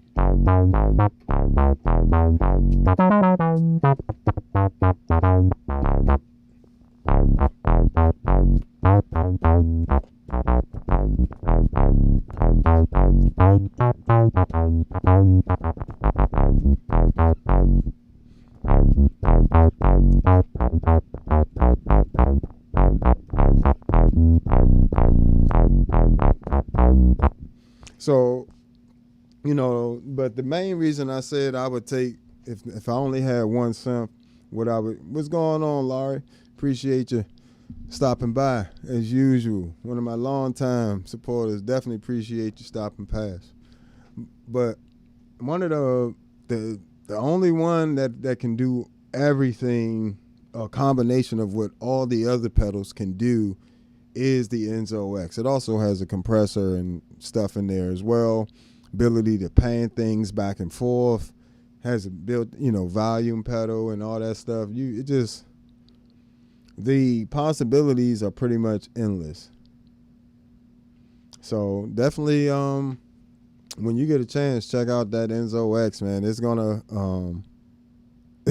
upgrade your whole setup, and it's not just synths. It's going to be all the effects in there you are usable on bass. So you ain't got to even worry about that. You know what I'm saying? You can go ahead and play some bass with it. Beautiful chorus. Let's see what we in.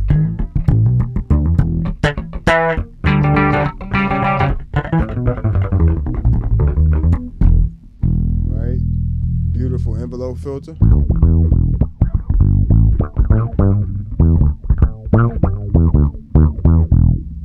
Flanger.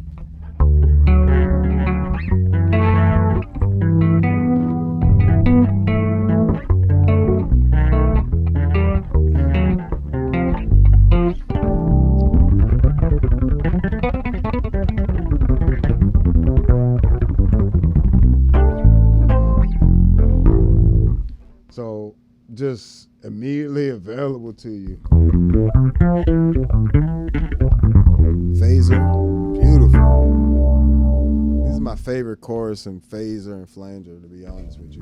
And it's not just because of these particular settings, it's because I can do a lot more with those as well. I can make those dynamic flanger or dynamic chorus, dynamic phaser by attaching the depth or something to the modifiers, so I can make it an envelope flanger, or I can assign additional LFO to any parameter that those modulations have, and do additional modulating, and I can assign, a sequencer to it. I can assign that random filter, have it doing random stuff, Not only that, but then you get stuff like the ring modulator.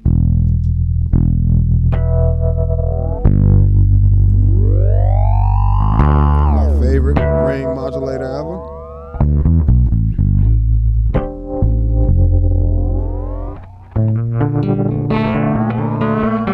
So musical.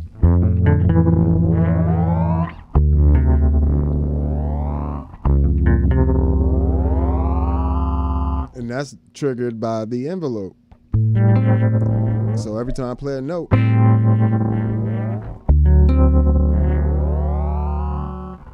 so just stupid stuff like that would be hard to do even with some dedicated ring modulator pedals.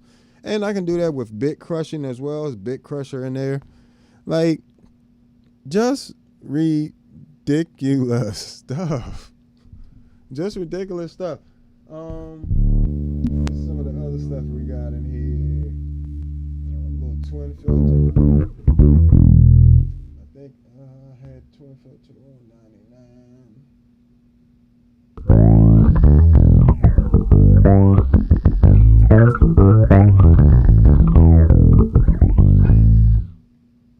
Sorry, I don't know why my bass is so loud today.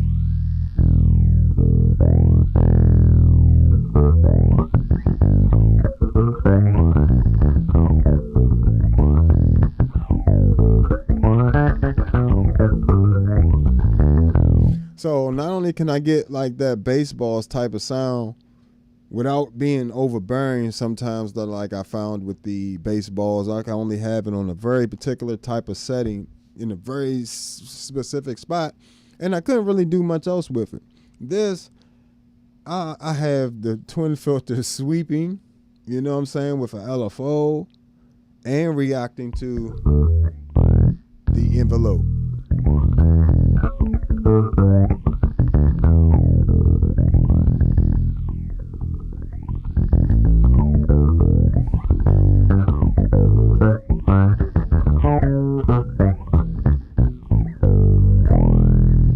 So, you know, it just slightly, you know, just perks up when I'm actually playing versus when I'm just holding a note, you know. But you can hear that LFO sweeping.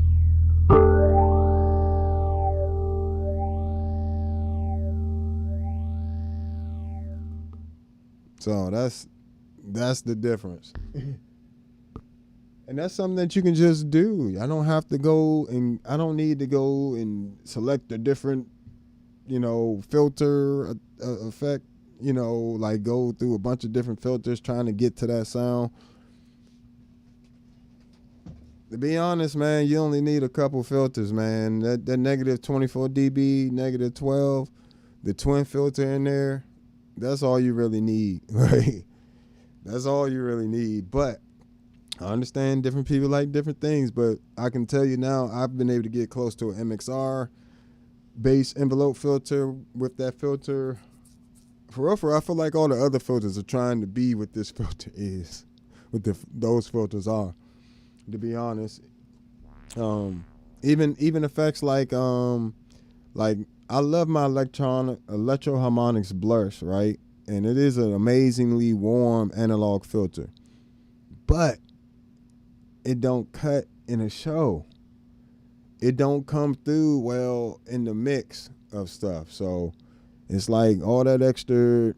One thing I do love about these filters, they cut, and I can get them just as warm as that blurst filter. But I can't get that blurst filter to cut the same way I can get this filter to cut. So, you know, that's things to pay attention to, guys and gals, you know, ladies as well. You know, pay attention to like the quality of the effects, not the quantity of effects. Because if I was looking at quantity, you know,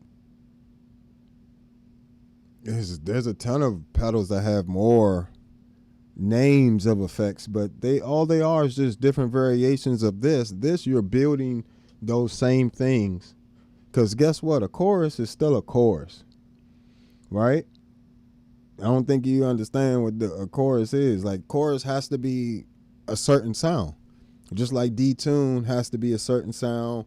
Phaser has to be somewhat of a certain sound. So does flanger. Now, there's a range of things you can do with those sounds, but ultimately, all of them are built out of delay. You know, filters, modulations, pitch shifting, like all that stuff is delay. Pretty much the majority of effects are delay. Even reverb is delay, just sped up.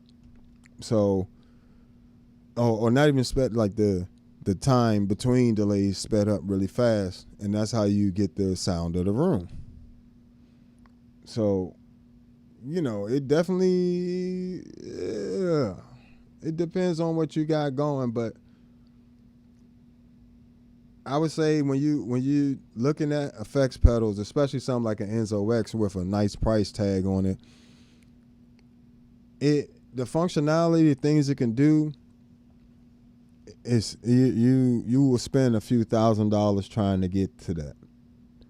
You know what I'm saying? You will spend a few $1,000s trying to get to those effects, that quality of effects, and the functionality of effects in there as well. So, you know, the MXR bass synth, this is a nice little pedal.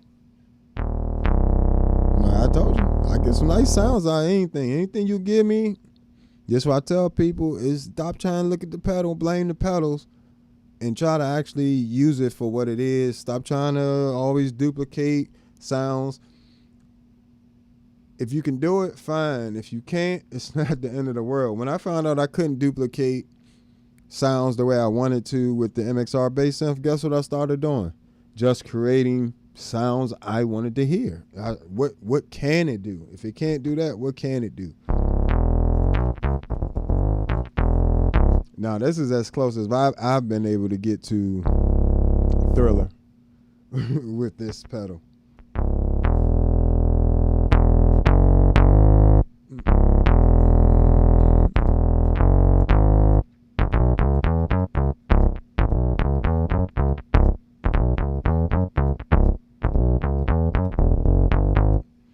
Now,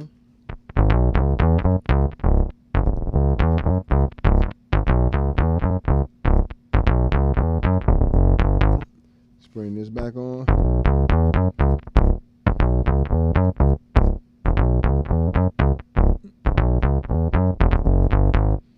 Now, you know, you can get some sweet like octave sounds out of, let me see.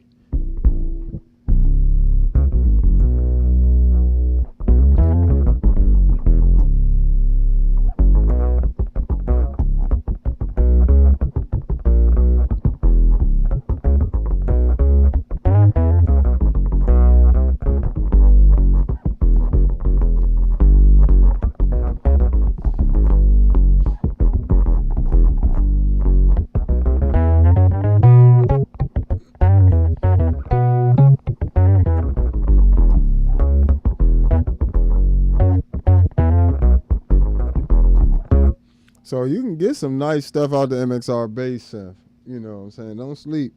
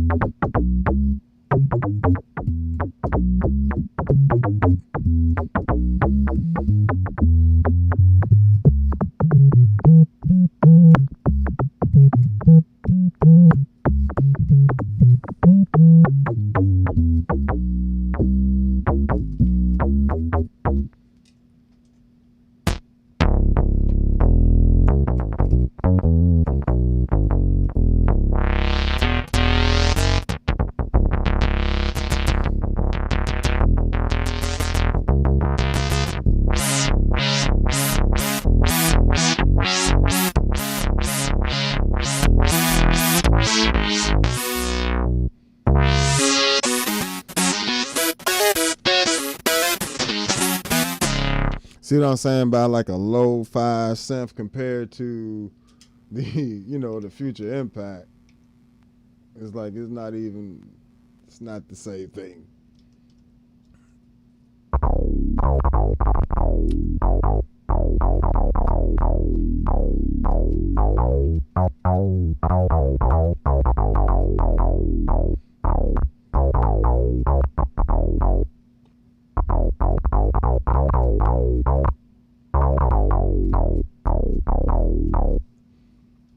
Just not the same thing. So, like even when you come over here,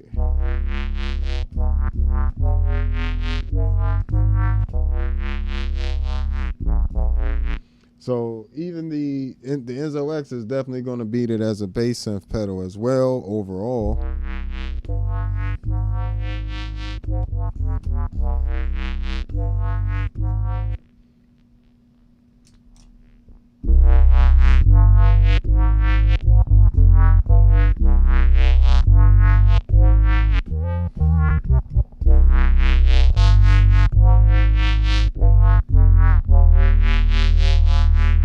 I can even change the waveform of that LFO as well. So it doesn't have to be that sine wave either. This is how detailed you can get. Not only can you assign it to an LFO,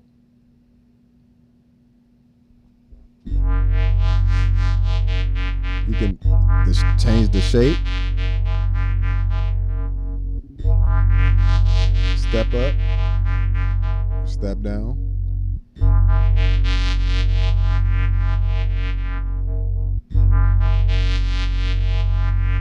Just ramp up, ramp down.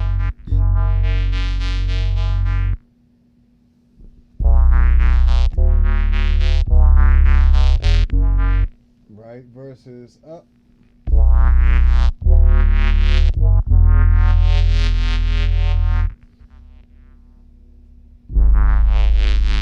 Triangle. Sine wave. So you have all these different options of even the waveforms on the modifier, LFO modifiers and things like that. It's not the same thing. It's not the same thing. So, if you got the money, if you feel up to it, if you already was going to get an MXR bass synth or something like that, you might as well save a little bit more, come up to the Future Impact at least. And if you want something that can cover just, like all your production needs, like, all your synth needs, the Enzo X is going to allow you to do that.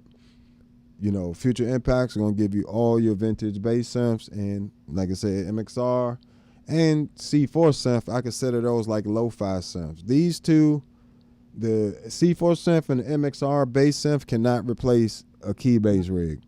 Future Impact by itself can replace a key bass rig, and so can the Enzo X. And the Enzo X is still going to have all those other sounds that you can create and do things with. So take all that into consideration.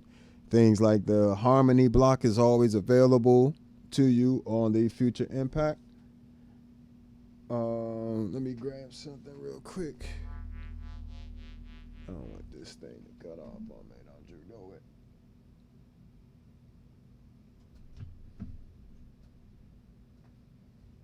But, various little things like that. So, all right, guys.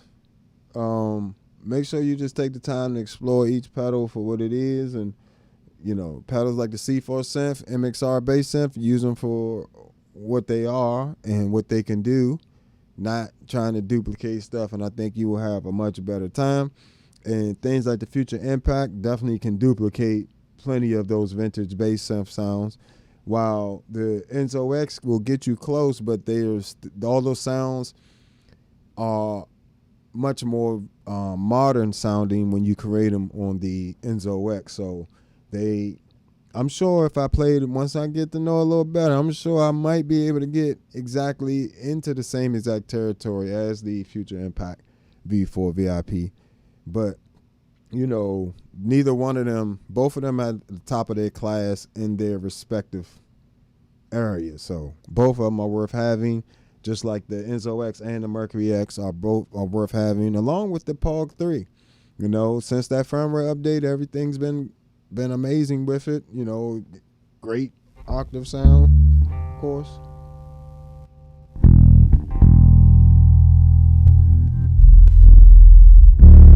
Just massive. Woo.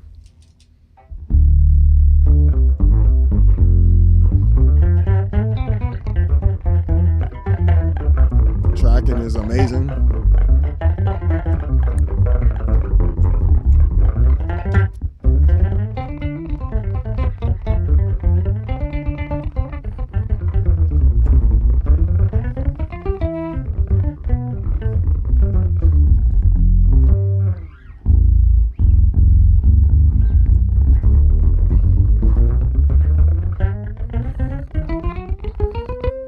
So it tracks all the way up and down very well. And if say I didn't want that doesn't have to have that little spread, that's the effect from it. If I wanted more of a traditional octave sound.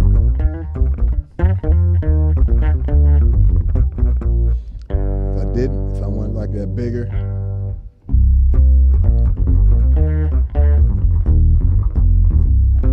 So yeah, check out all some pedals cost a lot for a reason, in my opinion, and some pedals cost a lot just because of a name.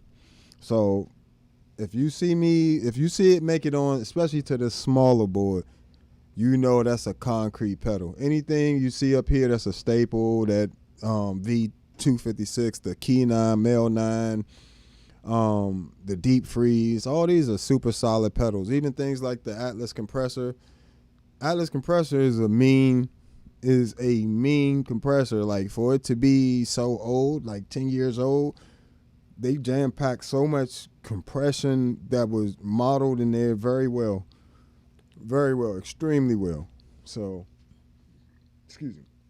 Like, I prefer the Atlas compressor over using plugins and things like that, especially for stereo stuff. Like, I'll probably run the keys through it because I don't really need it right here. Run the motif through there to get some compression and saturation on some of those sounds with the LA2A. You know what I'm saying? Run an 1176 into a LA2A for saturation and then rock out from there. But all right, guys, this has been another episode of All Bass Creations, Effects, Tutorials, Demos, and Review. If you haven't already, hit that like button, subscribe, make sure you hit the hype button, the reactions, the notifications, all that type of stuff. I go live quite a few times a week, and I put out clips all the time. So even if you don't catch the live stream, if you want to catch some little pearls of knowledge on effects in bass, and bass synth and synth in general at this point, make sure you subscribe and check out my Patreon page for all my presets for the various pedals that you see here and some that you don't. Like, I have preset packs for the Zoom B6, MS70 CDR Plus, as well as these MS60B Plus.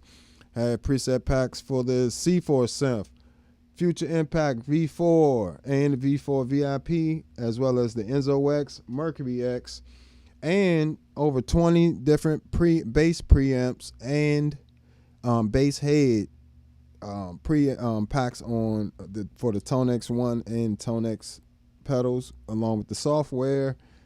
And some of those are combination packs of things like the Colorbox V2 running into an Ampeg SGT, or Colorbox running into a Gensben Shuttle 9.0 tube head. So I have some combination packs with the Colorbox as well in there, as well as a separate Colorbox pack itself. So all that's on the Patreon, and we got different heads on there. The Lil Mark III, you got what else? Gensler Magellan is on there. Aguilar AG preamp, the Harkey TX 600. All these different preamps are available to you on the Patreon. So make sure you go over there. And if you want to support the channel for $1, $5 every month, you can do that on YouTube as a member, or you can do that on Patreon. And, we will start doing member exclusive stuff. I'm also releasing a course on bass improvisation and bass technique, 2 separate courses. So, the improvisation course will apply to any and every instrument, while of course, the bass technique course will be focusing on bass specific techniques, slapping, tapping, 2-hand tapping, all that good stuff. Playing multiple parts at once. We're going to be going over everything. So make sure you check all that stuff out on my Patreon. And you can sign up as a free member if you just want to keep up, know when I have shows. I'm going to start listing when I start doing my shows again. I've been doing a lot of private events because they just are easier and they pay. You know what I'm saying? But I am going to start doing some more public shows again. Hopefully getting around to some of these different cities, seeing you guys. So make sure you keep up with on me on all social media at the Bass Negus, Negus.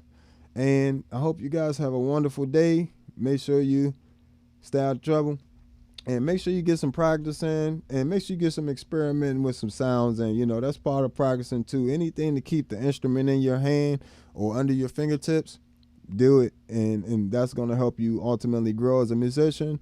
And it's ultimately going to help you grow as a person as you learn how to express